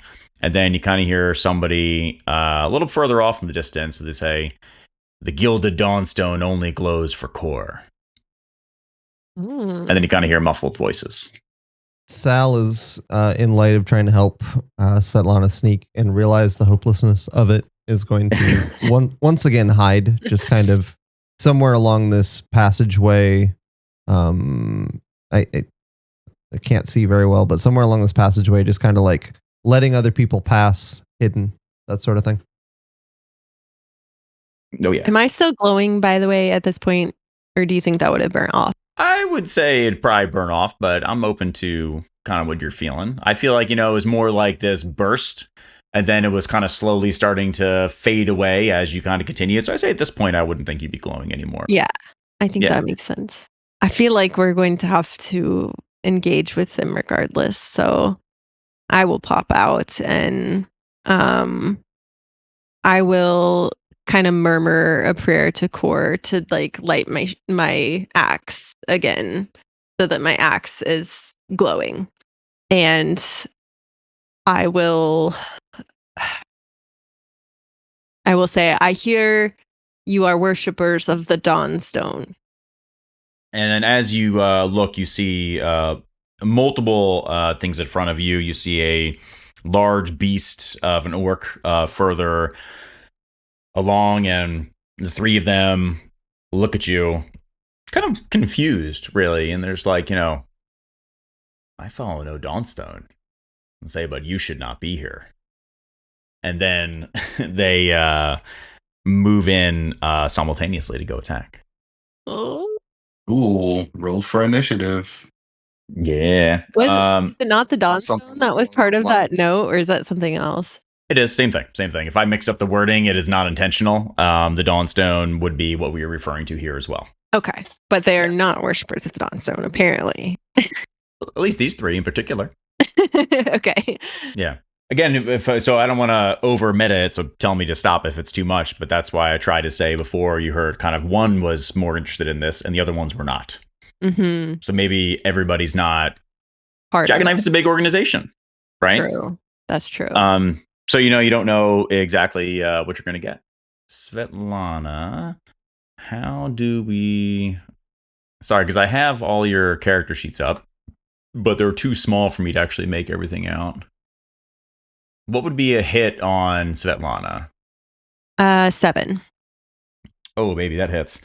All right, so all three of them, turn upon you, and go to move in for all three of them. Really, it's almost like shocking in that they do it like essentially simultaneously, and as they do it, they all one kind of brings a sword directly over top.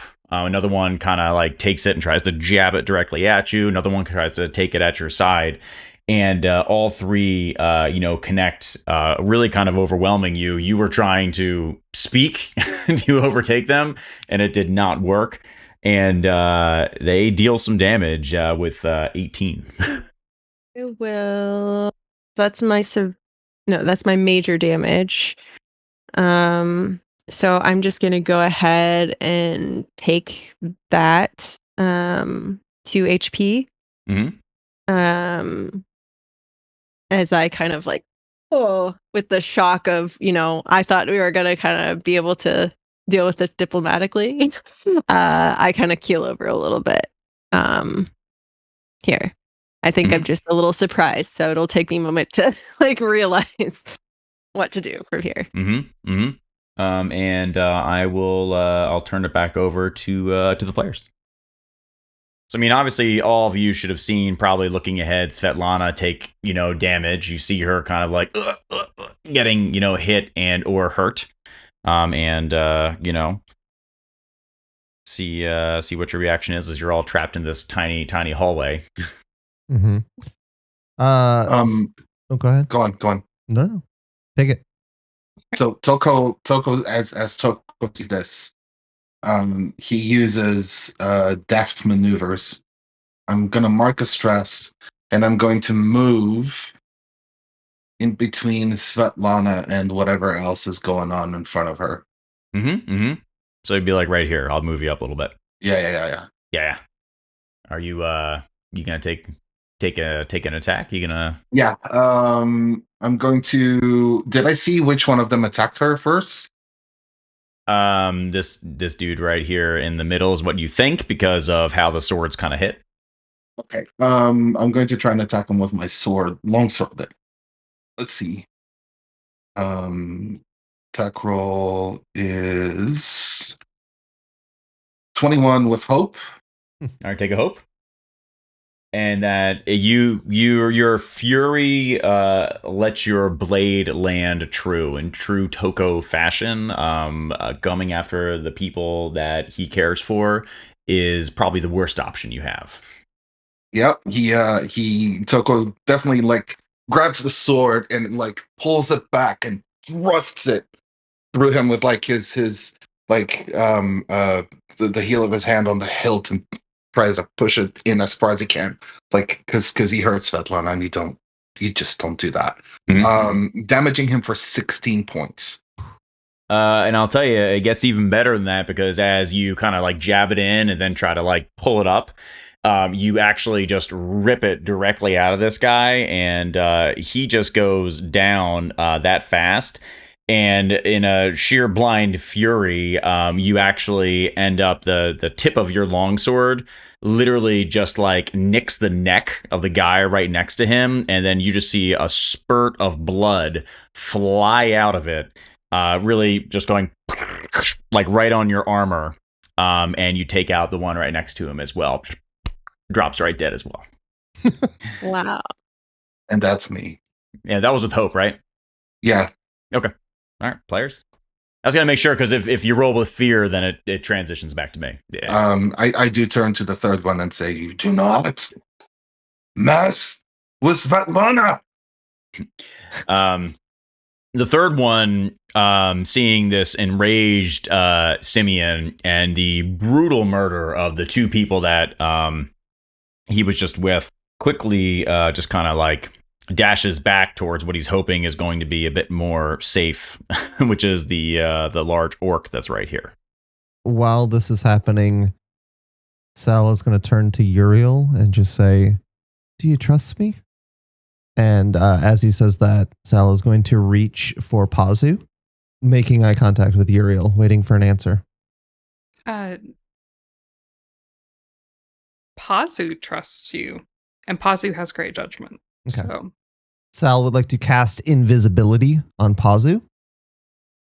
So Sal reaches out with kind of hands glowing, using the knowledge that he has about remaining unseen, and casting invisibility on Pazu. So I have to roll for that. That was a 13 with hope. And that is supposed to be a 10 based on my character card here. Okay. So marking a stress, Sal reaches out and makes Pazu invisible. And basically, Pazu is invisible for up to 3 actions. So imagine what you will, but basically, Pazu can take 3 things before do 3 things before becoming visible again. So, and with that, Sal moves down the hallway. Sal, take advantage on your next roll. I like that a lot. Okay. Sal doesn't emerge like from visibility or anything. He gets kind of near Toko and Svetlana, and once again hides. That's kind of his default move. But he is hidden, just kind of more in the line of things that he can see. And if you'd like me to roll for that, because I realize I'm kind of stepping into line of sight with the enemies, please let me know. No, that's fine. I'm also very large, so yeah, I was picturing very much picturing behind, like moving behind the 2 very large creatures filling the doorway. But yeah, I just want to make sure I want to make sure you knew you could ask me to roll. I mean, Svetlana's great for being sneaky because you can be sneaky behind her. Right. Exactly. Yeah. Pazu pads silently down the hallway, weaving in and out unseen. I like to imagine that Sal can kind of see Pazu, or at least sense Pazu, because he's the one who is casting the invisibility spell. And as Pazu goes by, he just kind of like gently like runs a hand over Pazu's back like a little pet as Pazu floats by. Anyway. And Yriel, sensing that Pazu is moving in, also follows along behind him. Pazu's, I think, gonna move over here to attack this. Is this an archer? Yep. Yeah. I couldn't even see that person. Well, that's because the archer was hidden, but with an invisible Pazu, I don't know how I'm going to stay hidden. I was like, hide no more. Yeah.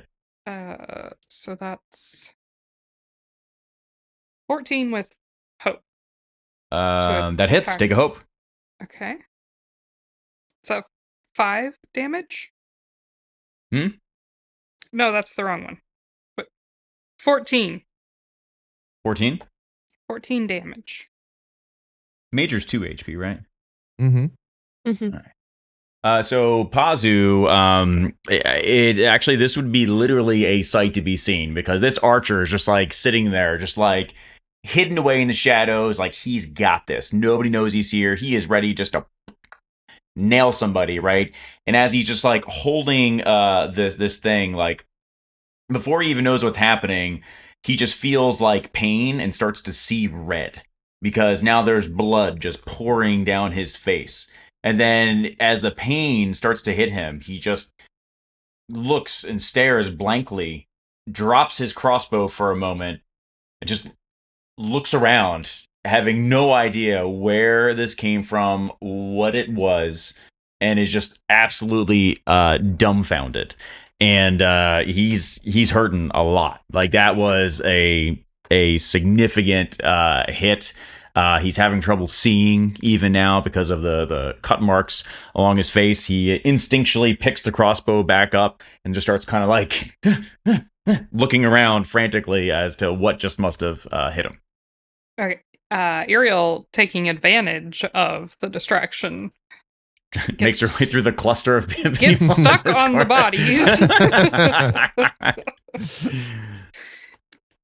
There we go. Makes her way around the corner to attack the same enemy, and also sort of hoping to keep this archer from taking shots at any of her allies who are already engaged. Yeah, I mean, and this person barely sees Yriel coming because of the blood in the face, the sort of disorientation from what had happened before, and so they are ripe for the hitting. That's a 12 with fear. Oh man, and even with the state that this person is in, somehow Yriel must have just slipped slightly because short swords. Oh, go ahead. I was going to say that Svetlana would see Yriel going in and would offer a prayer to Core to aid her and use one of her prayer dice to add to the roll result. Yeah. So I will add 2 prayer dice. What was your roll, Yriel? It was 14, I believe. So that'll be 16. No, it's 12. This one was Sorry. 12. Okay, so 2 things happen simultaneously. Yriel stumbles, but then rights herself with the other foot, swinging the broadsword and now landing true. While as Yriel connects, like literally starts to slice this person like almost in half, which is shocking for Yriel's size. And as Yriel connects, you just see this light go boom right off to the other side towards the center of the other room as Svetlana prays to Kor's light. And this person very, very much drops dead, probably more confused than anybody in all of history as to what on earth just happened and how their face was slashed. Oh no. I'm sorry, you said Coors Light. It is killing me. I'm not the first person to say that. I'm so sorry. It just struck me as very funny as she prays as she prays to Coors Light. Crack open a cold one. Okay, sorry. I mean, only if you put olives in it. Right. Isn't that a thing out there? That's a thing out there. Taste the Rockies or whatever. Yeah. Sorry, that really cracked me up good. I'm back. I'm back, baby. We're back. Well, I rolled with fear. So. Yeah, so that light glowed once again, and they are kind of like taken aback by it, and then suddenly kind of like redirect as to they kind of heard this guy, because obviously once he got slashed by the sword, he was silent before with the slashing of the face because he didn't really know what happened, but now you heard him like gross, disgusting sounds right as this person dies. And they reorient themselves, and the person holding the staff looks over, doesn't actually say a word, but then really focuses in on Toko.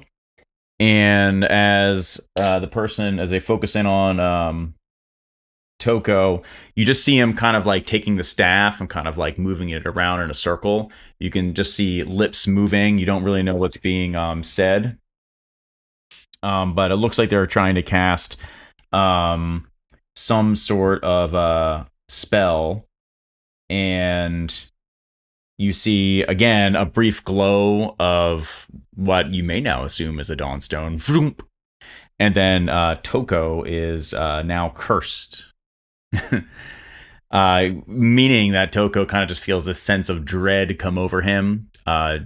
Sort of a weight upon him. He could still move, still do actions and things, but you can just feel something's distinctly off for Toko.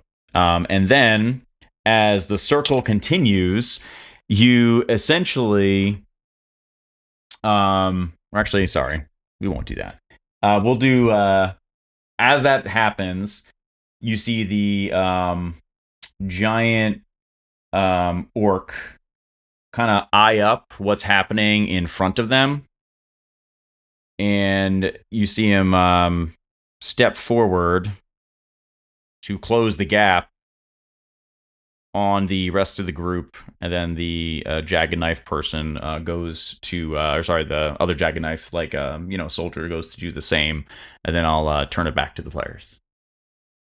Does Sal see darkness anywhere in his line of sight behind these people advancing?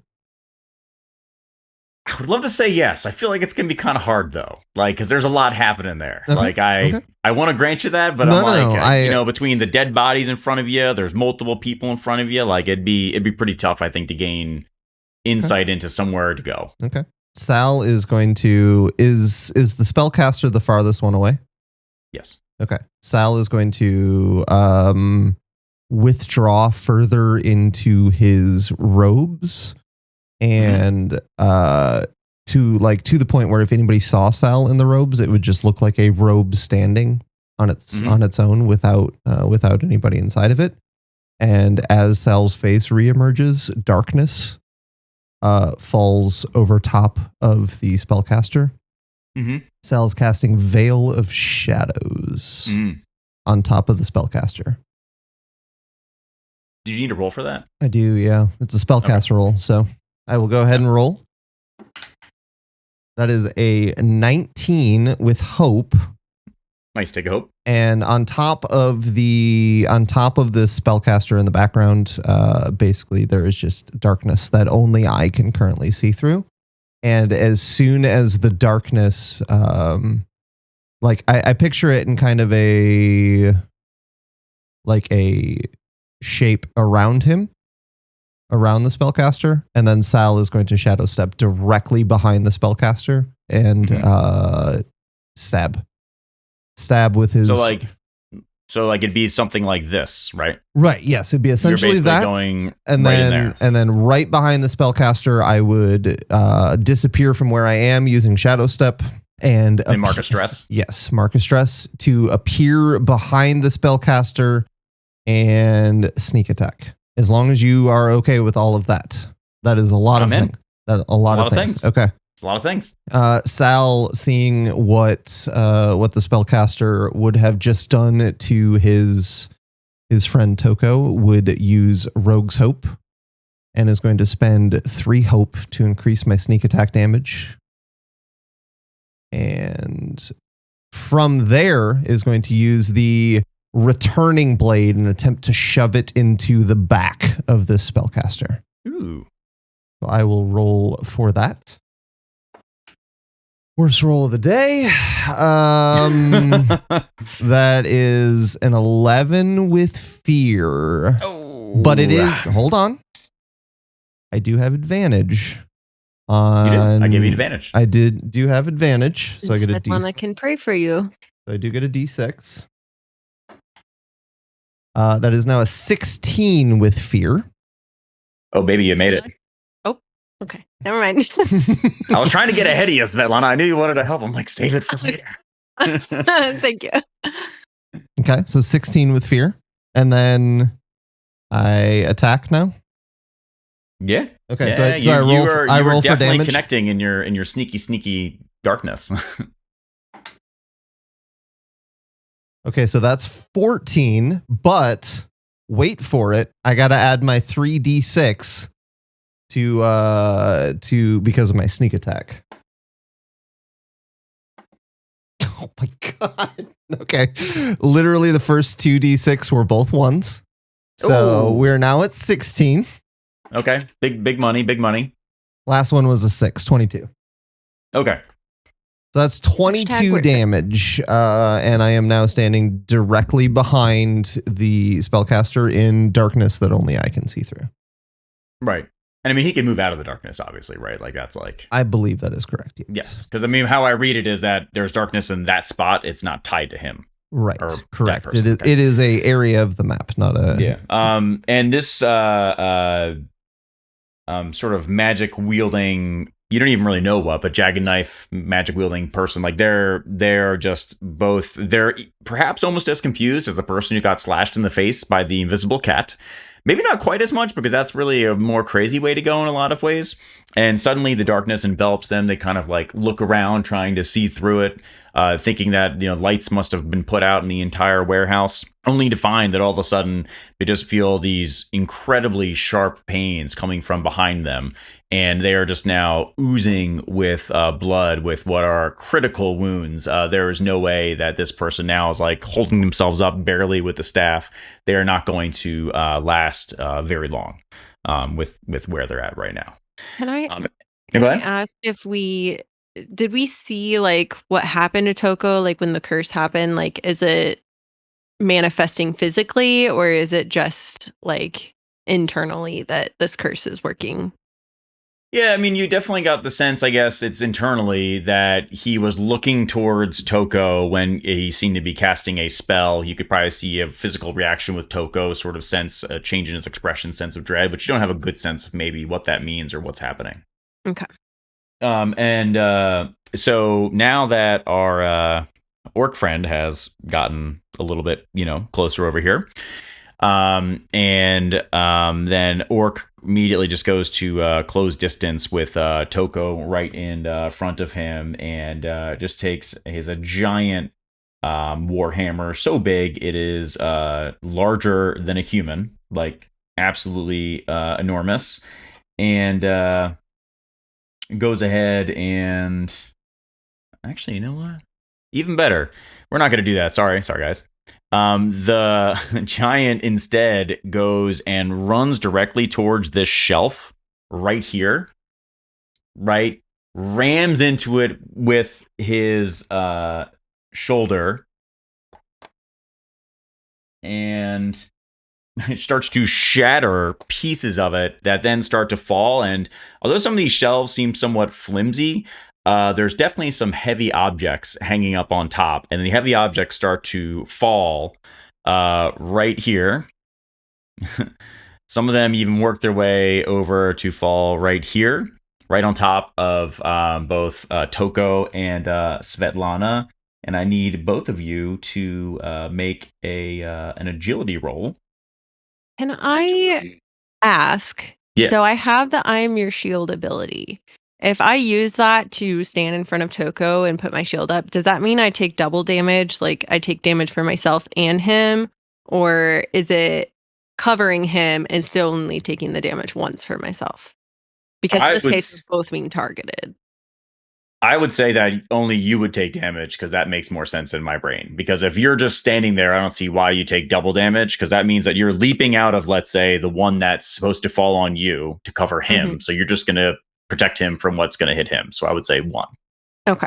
Then I will mark a stress to stand in his way. All right. Which I'm going to roll a d6 to do the natural calm ability, which I did not get. So I will mark a stress. Mm-hmm. Okay. Go ahead. Then you got to make an agility action roll. Oh, yes. Svetlana's known for the agility. Yeah. Mm-hmm. Mm-hmm. That is a 9 and a 1. So 10, 0. Yeah, you get right in front of that thing, and you are trying to protect Toko, which you are successful in. And as you do so, you are trying to both protect him, push him out of the way, and get yourself out of the way. But it does not work out in your favor. You are not fast enough. Your feet lose purchase. You end up taking a knee and then take a direct hit of 9 damage from this falling debris right on top of you. And 9 is right on the threshold. So does that mean that that's major, or does that mean that that's minor? Meter beats it, right? So I think it'd be major, right? I will use my 1 prayer dice then to reduce that damage by 1, and then just take 1 HP. Mm-hmm. Okay.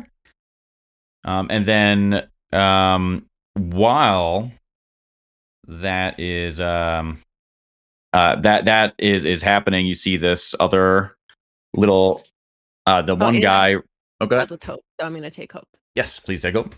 Run right up to Yriel, who has now handily defeated the archer, and goes ahead and takes out the short sword to try to catch Yriel after the last hit almost didn't hit. Feels like he has an opportunity to get in.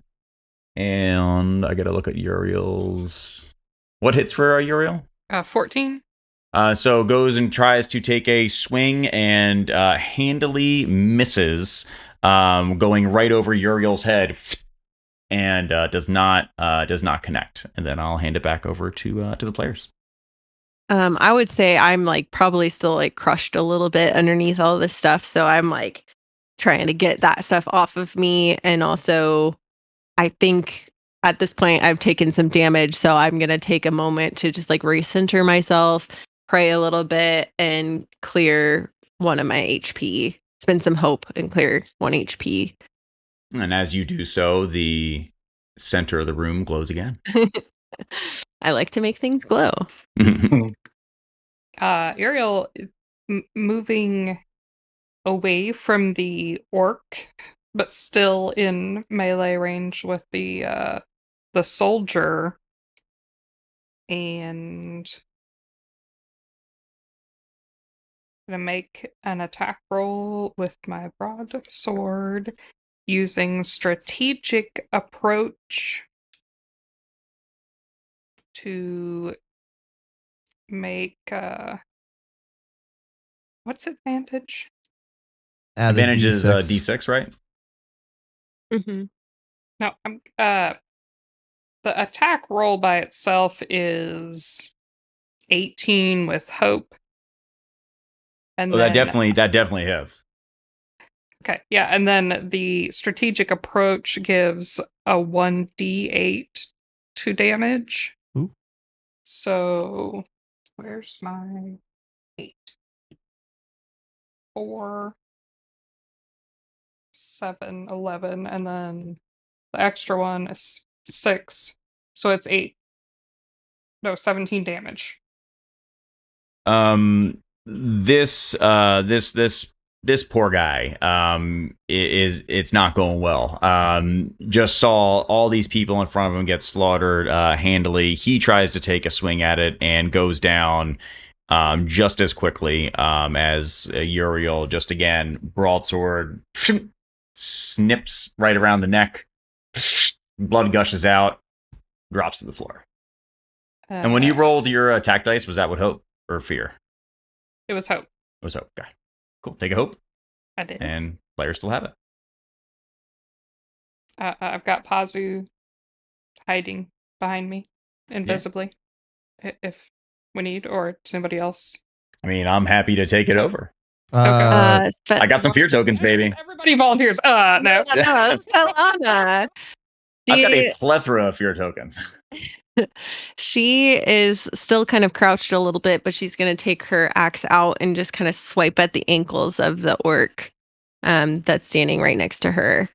Okay. So she is going to roll for a strike, and that is not great. 8 plus 3, 11 to hit. I can add a 3 to that if needed. You said an 11? Yeah. You're, perhaps from the disorientation of getting smacked in the head, save your dice. You definitely do not make purchase on that. You swing, and as large as this giant, orc is that he's able to step back just enough to stay out of yours. It's a combination of both, right? Slight step back, and you're quite not on target when you were swinging your axe at the feet. Okay. And was that with hope or fear? Sorry, I didn't hear. Hope, actually. I'm glad Hope, take hope. Okay. Forgot. Yeah, no. Zell's going to attempt to stab the spellcaster again from in the darkness. Please. Does this count as a sneak attack since I just stabbed him in the kidneys last turn? I'm only I can this dude's gushing with blood. Only I can see in here, but I don't know if it's still. I mean, he might be expecting a second one. I don't know that it's going to matter that much, but let's just go with it. It's a 13 with hope. You got a 13 with hope, so take a hope, and shockingly, you do not find a hit, even within the darkness, right? Unless there's not a modifier to that, is there? Oh, 13 is what you get? You know what? There totally is. It's 16 with hope. I'm sorry. There we go. Okay, so you swipe thinking that you're not hitting anything, but then at the very end of your swing, you suddenly feel it connect with flesh. All right. I will roll for attack. I mean, you could just tell me how you want to do it. I mean, it doesn't, It's 6. It's 6 damage. Yeah. So, oh, actually, wait. That's funny. 6? Yeah. Total? I think so. 2d8 plus 1, and I rolled pretty low, so. Yeah, I mean, he is actually hurting, but you connect, but he's still up. Okay. All right. Fair enough. Yeah. Sorry, I forgot that they don't have a minor threshold, a lot of the enemies. Oh, interesting. Yeah. All right. Players, unless I'll... Wait, hold on. Are you saying I didn't do any damage, or are you saying... Well, so, I mean, sorry, I don't... Forgive me, it's the second time trying to GM, but there's only a major in a severe threshold. Right. So if you don't hit the major threshold, I still do 1 damage below major. Is that how it would work? Should be, because that's how it works with players. If you my major threshold is 6, so below 6 I take 1. Got it. Okay, never mind. Then I misunderstood. Thank you. That's the first time that's come up. So no, you definitely. How would you like to kill this guy? Because I was thinking that he had to be dead. Yeah. So the first time Sal's blade goes out, it goes kind of into his back, like in the kidney area, and in between turns, Sal pulls it out, and then knowing that he was casting the spell with kind of the staff, I think you said it was, or a wand. Yes. Sal actually reaches out and just kind of silently, smoothly cuts his arm off. So outside of the darkness that Sal created, you would probably see a hand still gripping the staff just fall. And then not visible outside of the darkness, you would just hear the rest of the body. Yeah, he dies very, very much dead, like super dead. He was gutted worse than a fish, I would say at that point. And that was with hope, correct? That was with hope, yeah. Oh boy. All right. It was a 12 and a 1. So it was a weird roll. We just got one big orky. Also, who's hungry? For what it's worth, my Veil of Shadows is still up because I have not cast another spell yet. Pazu will move around. Attack the orc from behind, all unseen, unnoticed. I don't think it gives us any kind of advantage. It's just flavor. Mm-hmm. So that's going to be... Math is hard. 18 with fear for the attack roll. Oh, you land it. You definitely landed on this very large target in front of you that, you connect with your, broadsword, you said? No, this is Pazu. Sorry, Pazu. Okay. Pazu with the claws. While she's doing this, can I spend 2 hope to heal a hit point or a stress for Toko? And see if that helps his curse?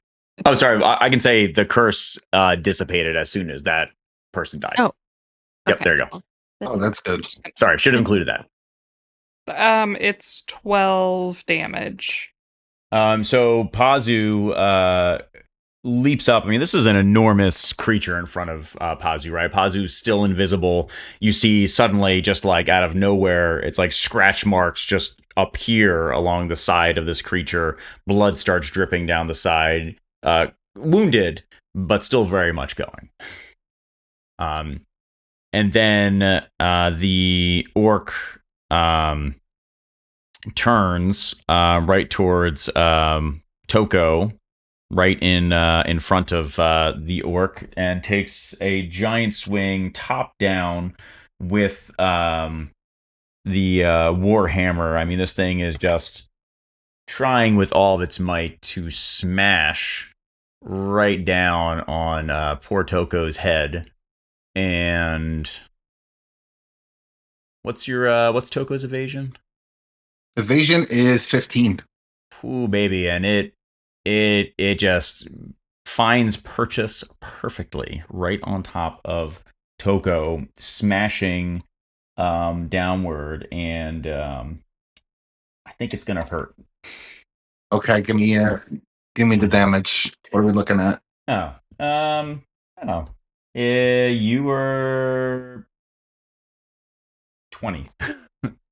Wait, I what? will spend 3 20. fire dice to reduce the damage by 3.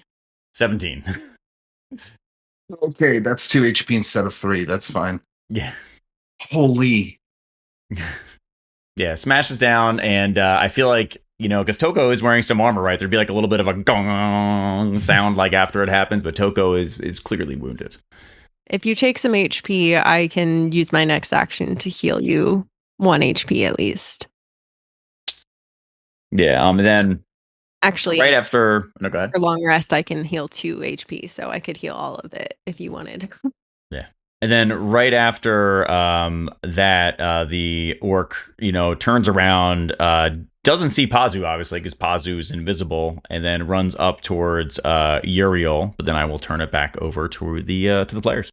Sal is, nobody can see this, but I'm just adding some flair for all the people listening. In the darkness, Sal has gotten pretty used to his knives. So like the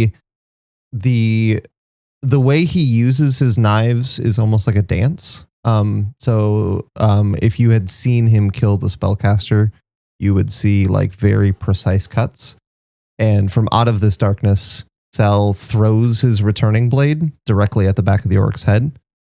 And is attempting to just hit the orc in the back of the head. Nice. Orc, completely unawares, is just standing there, potentially seeing if it lands the blow. Oh my god. All right. Sal hits nothing.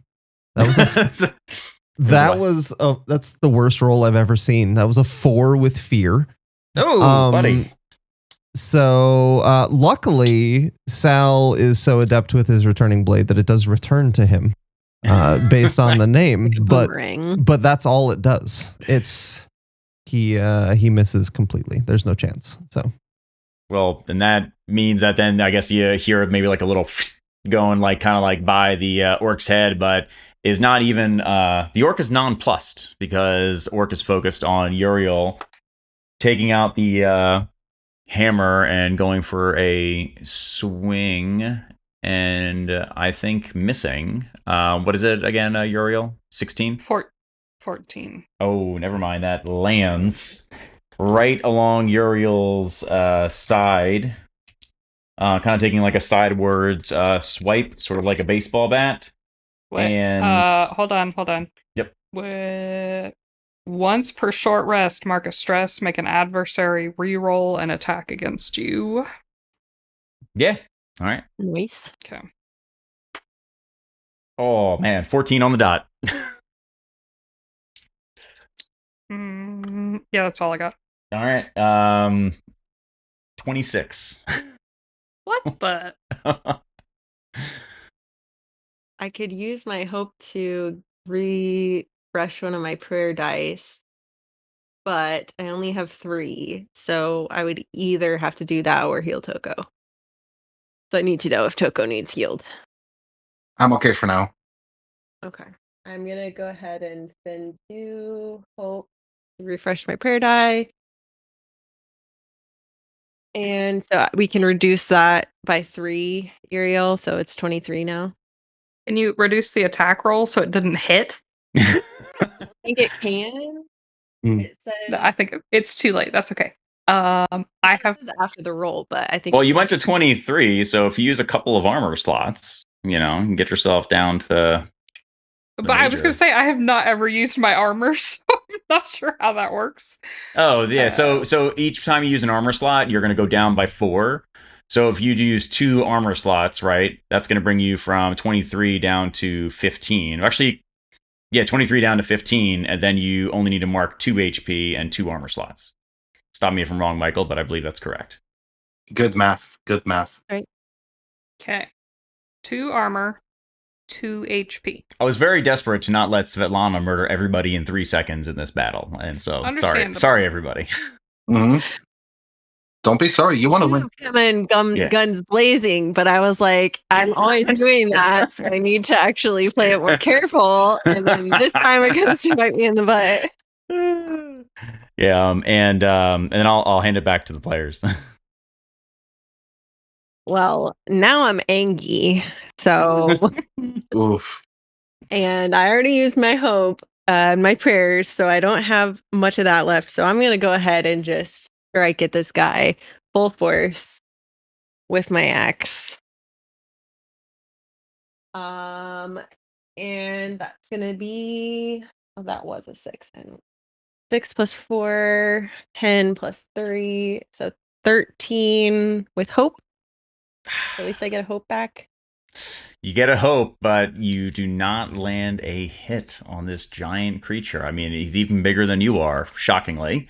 And somehow you swing, and it is a miss. Um, I and hit on the shelves, and it yes. just goes. And just to be clear, so since you're running up to the orc, I'd assume you're more like right here. Or did you throw your axe? I'm sorry. I mean either one. I just want to make sure. How about, it matters for me. Tell me which one you want. Well, I think I said it like it was melee, so we'll go ahead and go with that. All right. So, but you rolled with hope. So players, go ahead. And I believe Pazu gets one more invisible action if I was keeping count. Did movement count as an action? No, I think I would go with Okay. bigger things than that. I think that's fine. Sure. I mean, Pazu's attacking. I'll drop a fear token and keep going. No, Pazu's gonna attack. So this is an attack roll. It is 17 with hope. Nobody sees an invisible Pazu, and Pazu is going to land exactly wherever Pazu wants. I'm assuming the face, but you take your pick. Okay, that's 6 damage. Yeah, no, and just like before, I mean, Pazu leaps up, I'm assuming lands, maybe getting the other side. So now you've got this giant orc with just like slash marks going down the one side of the body, slash marks down the other side, blood kind of oozing down, hurt, but still very much moving. And you said that was with hope, correct? Yes. Cool. All right. Bogha's gonna move off of picking off the bodies. Just gonna sidle kinda in as far as she can. Did she find anything, by the way? We could certainly do that, or do you want to wait till right after combat and we can kind of get like caught up right afterwards? She shoved things into her pockets. There you go. into her bag. Just haphazardly. Just kind of sidled, into the corridor, try to see what's going on. She just kind of peeks her head round, like, what's going on? Yeah. Well, I mean, is anybody going? Sal gets frustrated by his blade, and sheathes it and pulls out his hand crossbow. Attempts to fire a shot from the darkness at the ogre. And that is unfortunately a miss, I'm pretty sure. The 13 with fear. Ooh, baby, yeah, it's right on by the head once again, unfortunately, and roll with fear. And so the orc immediately turns towards the shelves right in front of him. So I guess these shelves like right here. And just takes like 2 or 3 giant steps and doom, with the shoulder smashes into them. And I need both Yriel and Svetlana to give me an agility roll to see if they take damage from the falling debris. I don't think I'm close enough to use the I am your shield ability, right? Because it says very close range, which I would think for Yriel, you mean? Yeah, I think I'd have to be like right next to her. Okay. I feel like, sorry, it's a little bit of a stretch. Can I jump in the way and help them? I'd like to use deft I movement. am going to be fine because I just rolled a crit.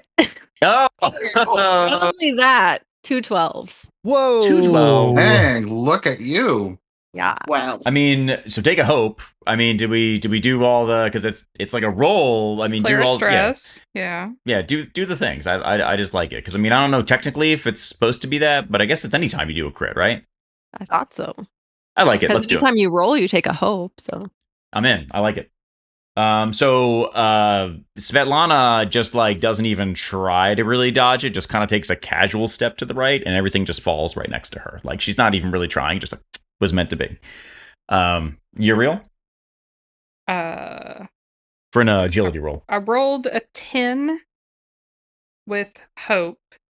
Take a hope. Okay. Is that a successful dodge? You attempt to dodge, but something heavy still falls down right onto your head and smacks you right there, taking 6 damage. And when you get a crit, sorry, I forget. I keep asking Michael, so I should look this up myself, I guess. Is that you clear an HP as well, right? Oh, do you? Do you clear an no, HP or no. just a stress? Clear. Thought Take it a was- hope. Clear a stress. Okay, got it. Okay. Okay, so 6 damage. I'd have to mark 2 armor slots. Is that To take no Okay. damage, yes. yes? Or mark 1 HP because it's under my minor. Or it's under the major threshold. Yeah, it's under your minor threshold, so you can just mark 1 HP. Even if you have to mark 2 armor slots. So, I mean, for me, I'd probably just be doing the HP because then that makes Okay, more sense. yeah. But. I marked 1 HP. All right, and then I'll turn it back to the players. Svetlana, seeing Yriel kind of under these boxes and things that fell on her, she's going to like kind of try to move stuff off of her and lay her hands on her, and make a healing hands spellcast roll. So I have to beat a roll of 13. So that's a 5 and a 4. Plus 3. So 9 plus 3 is 12. So darn. But on a failure, I still can mark a stress and heal the target for 1 HP or stress. So I would probably heal 1 HP. Don't forget, you also can use hope with your experiences to add to your rolls. That is also an option if you have a roll that helps you heal. You don't have to do that. I'm just saying. I have my life is not my own, but I think that's the only one that would apply. I don't know if that really applies there. Yeah, I was just reminding us. I feel like we haven't used a ton of experiences today, so that was all. Yeah. Was that with hope or fear? Hope. Thank With you. hope. Yeah. Yep. Make sure you take a hope, and players still got it. I am going to refresh my prayer die. Sal is kind of frustrated and keeps missing this giant creature with every single attack he takes. And he's like, from the darkness, you just hear That's so perfect. just the heaviest sigh, and then silently whistling out, the returning blade comes flying out of the darkness again. Maybe I'll hit this time. Maybe. You got this. Mother of God, I don't think I did. That is... I'm going to stop trying to attack, I guess. Goodness. Did you get fear again, too? Yeah, sure did. Sure did. That's a 13 with fear. This orc is just like, why do people keep throwing stuff at me? Like, it's like whoever it is not doing a very good job. It kind of like, I mean, it's funny because at this point the orc is almost like noticing that they're kind of coming over from that other direction, even though the orc can see what's over there, right? So the orc, although has all these people directly in front, but in a rage now is just kind of like, why does this stuff keep coming at me from this other direction? And then starts to run over towards just outside the darkness, trying to kind of like see within, but cannot. And I'll turn it back to the players. How much HP did you take, Yriel? Or how much? I have 2 HP marked still after your healing. And Toko, what about you? I still have 4 HP Left? Or left. do you have 4 HP taken? Okay. Left. How many do you have marked, I guess? 2. 2, okay. I'll let Bogha go. You haven't gone in a while. It's quick, just question. Is this the one that's causing trouble? Definitely, yes. That is the one that's causing left, yeah. a lot of trouble. The only thing left, currently focused on the darkness in front of the orc. I'm not interposing in the way of Bogha's move, but Sal is going to step behind the veil of shadows that he made, just in case the ogre attempts to smash into the veil of shadows. So once again, Sal is the only one that can see through it, so he can still see the ogre, but the ogre has no idea that I'm behind it. Oh, is that what the black square is? Yes, I cast Veil of Darkness on a spellcaster and then stabbed it to death, and then it's been a whole thing. That's a weirdly rectangular. No, He's really good like that. really, yeah. Yeah. He wedged himself in there. Bogha's gonna kind of rubber. What would you even call them? Hands? Put webbed fingers together Yeah. and kind of makes a. You see the moisture that's on top kind of starts steaming off, Mm-hmm. and she's gonna use Cinder Grasp and just slap, just kind of slap her hand on the orc's thigh. So that is a, what is that? A 19. That is a 22 with hope. Take a hope and let's go, baby. That very much lands. The orc starts to slowly turn around as I guess it is literally starting to burst into flames. And you tell me how else you want that to look. Oh my goodness! Hang on, wait. I thought you were going to smack it on the butt. I was close to doing that. Upper thigh. I got an 8. I got a 21 on the damage as well. All right. Yeah. So a couple things again happen. Now, because people are kind of getting up there, especially Bogha, who's a little bit closer, gets a sense of a strong magical power in the center of the room, right? Gets a feeling that something has a strong magical presence. There's a glow as, not only the orc goes up in flames, covered in flames, but also from the center of the room along with it. And they're kind of blending and, kind of merging together. And you said it was a 21? Yes. The orc now going up, sits there, starts turning and kind of like spinning, trying to find out what's happening, severely, or definitely, I should say, hurt. You can see the skin, burning, the flames kind of licking up its side, and it's feeling it. It's feeling the pain at this point, and the room is now currently literally lit up with the flames that are consuming this thing. Mm-hmm.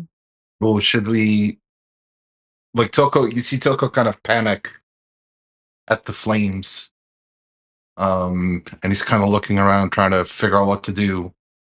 Does it look like the flames are going to finish him off? No, No. large creature. Okay. Can Toko try to jump in and do another attack? Yeah, players got it. All right. So Toko kind of jumps in, still within very much distance, and tries to attack with the longsword again. Let's see. That was a 21 with fear. And you very much, this orc is now having a hard time keeping track of, what's happening, and doesn't even see Toko coming, and very much connects, right? That sword lands and starts to slash right on through the also burning flesh. Let me got a damage roll? Damage, yep. Wait, so I got a dice with 1. So I got to reroll. It's 2d8, so I got to reroll in a 1d8. So that's 12 damage. Oh yeah, this thing is not looking good. The sword slashes right on through and actually just takes off a hunk of flesh that is like burning and singed, and just like you hear it smack onto the ground, and you smell it like, kind of that like almost, it's like a fetid sort of burnt hair type aroma of things that usually you wouldn't smell burning. And enraged, this thing sort of swings a little bit blindly at whatever is sort of nearby, and takes a swing really right in front of it, blindly, like a baseball bat trying to take a swing. And I'm actually gonna say at Toko and at Bogha, because they're both right there within that close range. Okay. Shit. And Yep, there. Yep. Let's see. Bogha, what's your evasion? 10. And Toko, what's your evasion? 15. 15. All right, so swings right over Toko's head, but somehow kind of like on a downward slant slams directly into Bogha, connecting and finding a hit right on Bogha's side, doing 17 damage. Right then. Settle down now. Jesus. Are you close to a threshold at all? 17's is severe, or her severe threshold. So if I Bang on. hit by 1, then you would be major? Just Yes. one less would be, yeah. Okay, I will spend the prayer dice that I had refreshed to reduce it by 1. Yay. Yay! Are you going to take that as HP or armor slots, or? I'm going to take that as HP. Okay. I'll get some use out of my HP. I've been hit like 3 times so far in the last 11 sessions, so trying something different this time. Svetlana, knowing that Yriel is still fairly hurt, is going to lay her hands on her shoulders, and you'll see like a little bit of glow coming from her hands, and I'm assuming also the symbol will glow as she does this. And will use Sparing Touch, which once per long rest, use an action and touch a creature to clear 2 hit points or 2 stress from them. So I will use that for this long rest. So you can clear the 2 HP that you have marked. Sal is pretty mad, tired of all of his attacks missing through his wonderful spell. And you're going to see, assuming nobody else wants to go, you're going to see Sal's returning blade right through the veil of darkness. Right through the veil of darkness and attempt to hit. And finally, I think I did. That is 17 with hope. It hits! Hey! Hey! Finally! I mean, this thing's on fire. It's already very hurt. It ain't moving that fast. I mean, I hope at this point the giant, slow-moving object gets hit. It's missing half its muscles at the moment. It's got a slice of skin is laying on the floor. I don't know if someone's going to eat it. Also, to be noted, since I hit and since I spent my rogue's hope, I get to add 3d6 to all of my attack rolls. So...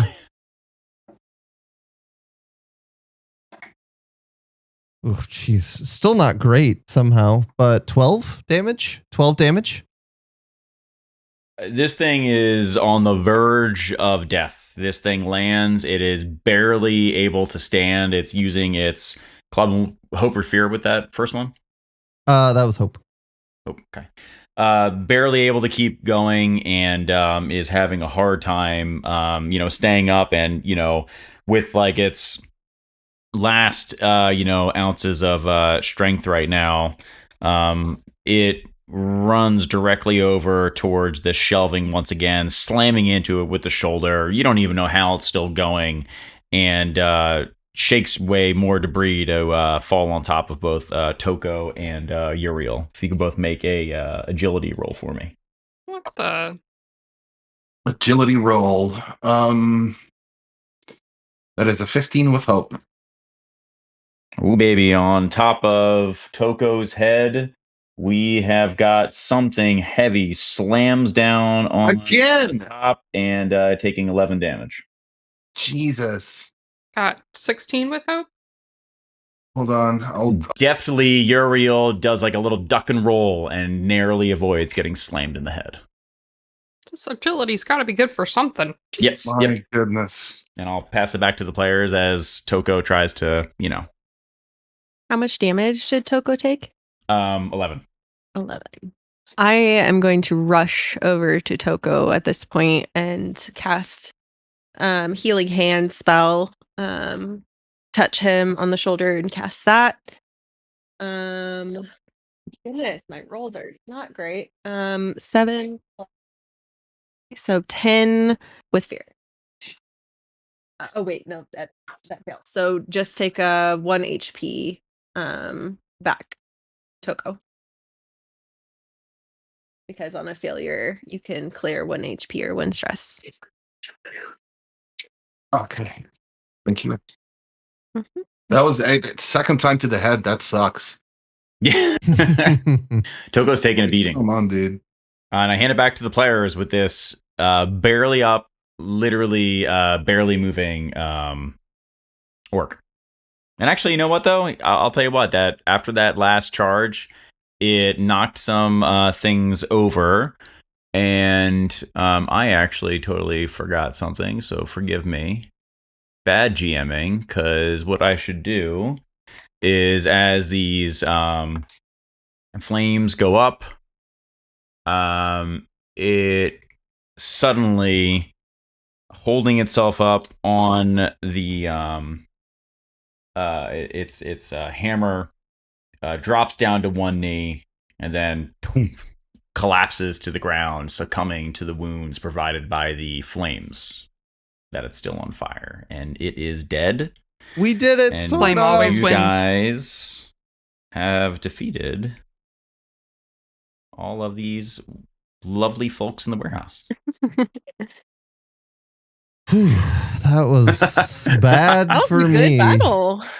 You still got some pretty successful hits, right? Sal's gonna go back into his Veil of Oh, Shadows and loot the spellcaster that is hidden within. Mhm, Check the pockets. I think it's a good battle because it's the first time I've taken damage in 11 So, sessions. on like a more meta note, I don't know if it's also because I've been on the other side of the battles like quite a bit, so I was trying to think of like, you know, I was like, I want it to be like, oh no, like this actually is going badly a little bit. No, I and- mean it was a great Yeah, battle. I big just fan of it just sucks when I miss 3 attacks in a row. You know, it just I Yeah, know how no. you feel. Yeah, and I had a whole ability I didn't Skill even get to issue. use. I'm Yeah. still so Skill disappointed, issue. but it was definitely a skill issue. I'm gonna have to throw these dice. We got to go to the dice shop. Yeah. that was these are cursed. Mm-hmm, mm-hmm. Teach these are Because I the can. these are the Dragon's Milk D20 brew dice too. Some they're of not them. treating you well. No, they're. Mm. I mean, they're rolling well, but those are my fear. So that's the issue. Oh. The Dude, and I've got so much fear, baby. I could have kept swinging that hammer the whole time. I didn't even have to stop. Like, Swang. sorry. So you're looting for some items. I am looting the spellcaster in my Veil of Shadows. Okay. So there should be the staff if that's anything interesting, and also I'm checking pockets. Yeah. No, I mean, it's like it's a staff. You kind of pick it up. You don't get a sense of any magic with it. Okay. It doesn't seem to have any particularly special like properties, at least, you know, to you. Okay. And forgive me because I'm trying to make sure I get looting items correct because I know that that's a tricky thing. Mhm. Can you roll a D12 for me? Sure, just one. Just one. The 5. Did you use the fear one? Because that's what I would have gone with. I should have. That would have been a good choice. On this staff wielder, you find a set of speaking orbs. The orbs. I Add them to your will. inventory. I will add them to my inventory, and we can examine them another time when we know what they are. Go ahead. Yep. Going to go ahead and cast Healing Hands on Bogha as well. That one succeeds at an 18, so you can clear 2 HP, Bogha. Did you take any damage, Sal? Nobody Okay. can see me. Nobody can attack me. And I unfortunately cannot cast that on anybody on Toko or Yriel again because I can only target the same person once per long. That's all right. So, but hopefully we can do a long rest soon. I'm hoping we can rest on the ship once we can report back. But I You're gonna hope you do, so. but just in case. Yeah, you're gonna hope so. Teach. Did I get anything from the 3 pockets I rifled through? Take 2 handfuls of gold ooh, Okay. and roll D12. Ooh. Got an 8. You got a woven net. ooh. Ooh. Fun. That was 2 Yeah. handfuls of gold or 3. 2. And then Sal, you got 3 speaking orbs. 2, So I you said? believe it. I believe it is You got a pair of a orbs. pair of orbs. Correct. A pair of Speaking speaking orbs. orbs. Yes. Mm-hmm. Got a lovely pair of orbs, you do. Well, I say that about him all the time. It's not in front of Michaela. I mean, just saying, like, when she's not around, I try to,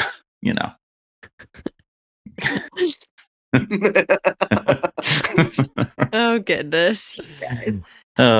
Did anyone check this guy, the archer, yet? We haven't checked the ogre either. The only by the way, Veil of Shadows drops. So surprise, it's Sal. It's Sal.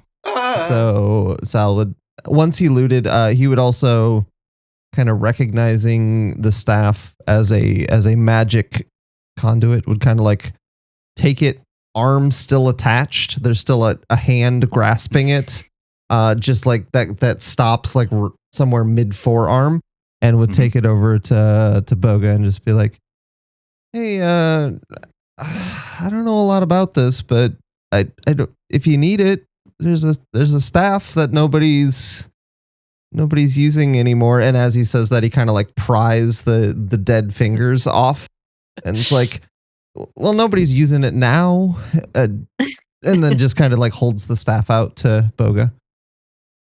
Here's a side thing. I'm surprised there's not a weight mechanic.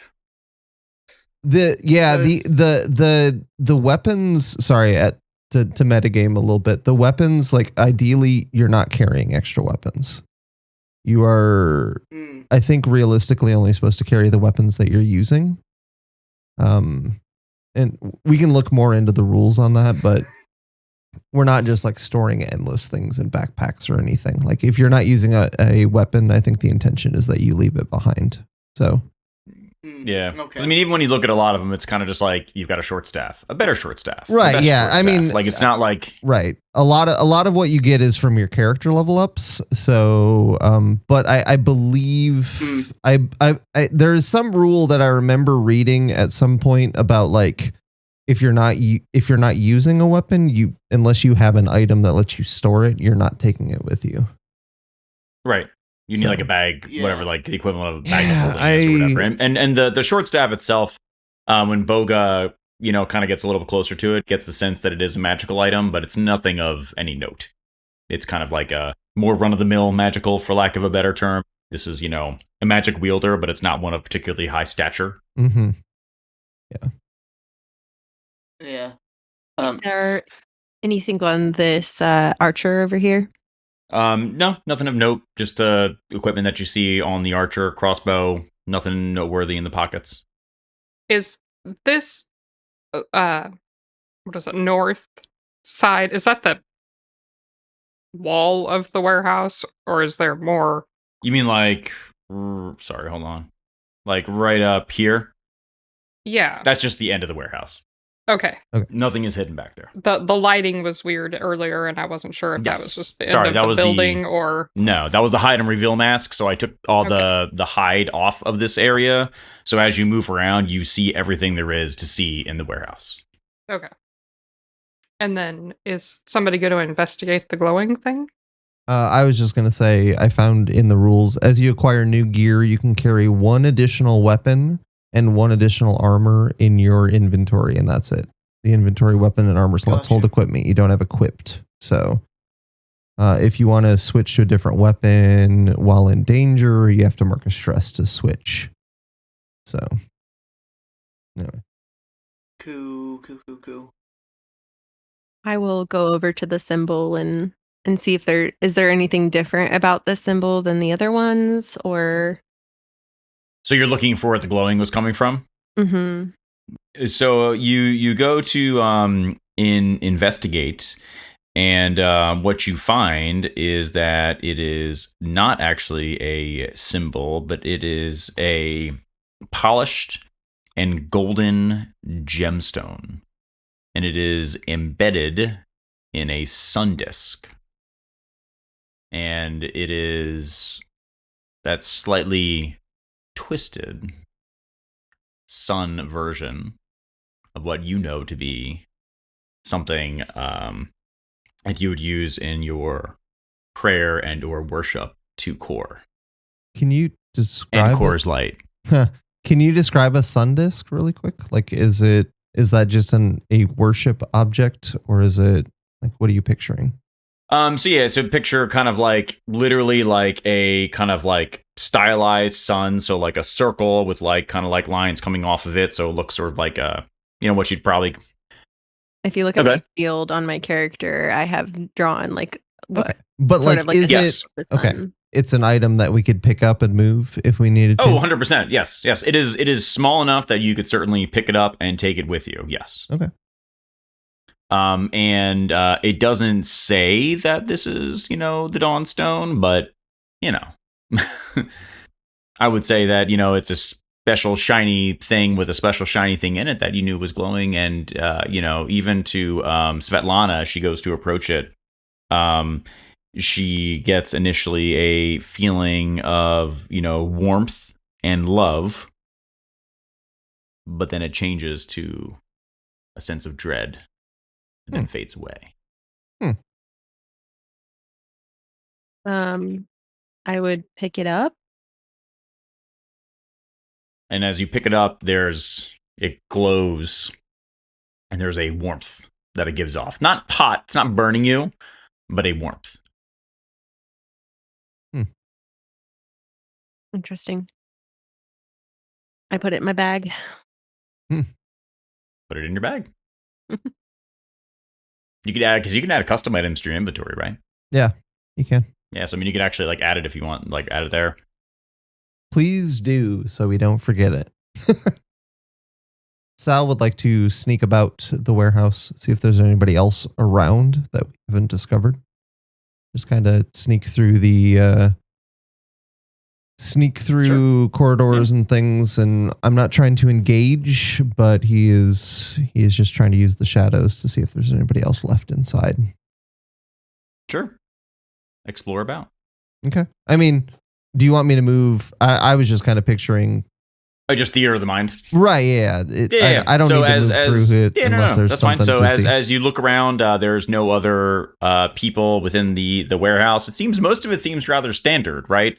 And you know, you get the impression that this is used as a place of business, probably both legitimately and not. You're an experienced adventurer. You've seen these things before, where there's a portion that's probably on the legitimate market and a portion on the black market, right? And things probably move in and out of here under a veil and out of the light of day, while other things, just come and go as you would imagine they do in any other port. All right. Sal learns as he moves around the warehouse that there was 2 entrances to this area that we were in, and we all went down the same hallway in a single file line to one place. The whole time I was sitting there and I'm like, how did they all end up in this hallway? I thought when Bogha was over here looting, I thought that she would see that there was an opening to the hallway here, but she also went all the way around. Where I was positioned, there must have been something hiding it, because I had no idea this connected. And so I followed you all. Yeah, mechanically, I had the archer hidden. Oh, okay. Here, right? So there was a little hide mask, so that might have made it look that way from over there. Yes. Gotcha. Okay. So did the archer see us kill the other 3 people? Did what? The archer was standing right here. Would he have seen us kill the other 3 people? The first 3? No, because actually where I kind of had him originally is he didn't really quite have line of sight there. I mean, I guess I could have said he did, but to me it just didn't feel right narratively. He didn't like those happen. 3 people, so he didn't. He's like, good, they're dead finally. Well, one of them wanted to be Scorchborn. I don't know. So Sal would come back and say, guys, I think we got to get to the ship. I don't think there's anything else here. Whatever. I mean, first of all, we keep going into buildings and leaving everything dead behind us. So we probably don't want to be involved with that. The captain said that everybody moves in and out of here at night, and it's night. So maybe we should get out of here while the bodies are still fresh and we're not accused. But I can't find anything else we need to know. I think we can report back to the captain. Do I see any rope anywhere? You really try to want rope? replace? Well, What do you want like rope to have for? it. I like to have it, and I used it, and I mean, it's a large warehouse. You can look around. You want to give me a? Actually, no. You don't even need a roll for that. You find some rope. No. You got some rope. I'm in because How you know mu- what? That's silly because roll, you can find some roll rope. for how much rope? That's what I said. No, wait, I got this. Hold on, I got this. Being the wonderborn goblin that I am, I carry around my nomadic pack, which just has a supply of odds and ends that may come in handy at some point. So Right. I pull it out and rummage around and pull a good length of rope out that I present to Svetlana to replace her rope. Nice. That was such a good use of the community feature. That was so good. That was actually that was I like that a lot. You nailed it. Never really used it. I like that a lot. I got it. I'm imagining it's like when a clown pulls like handkerchiefs out the nose, it just keeps coming. Yeah.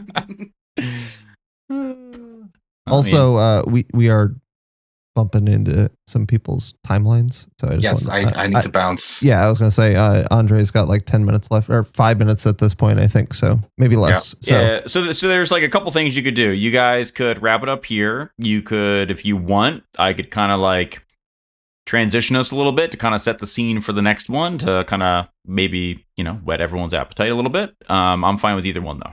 I say wet me good.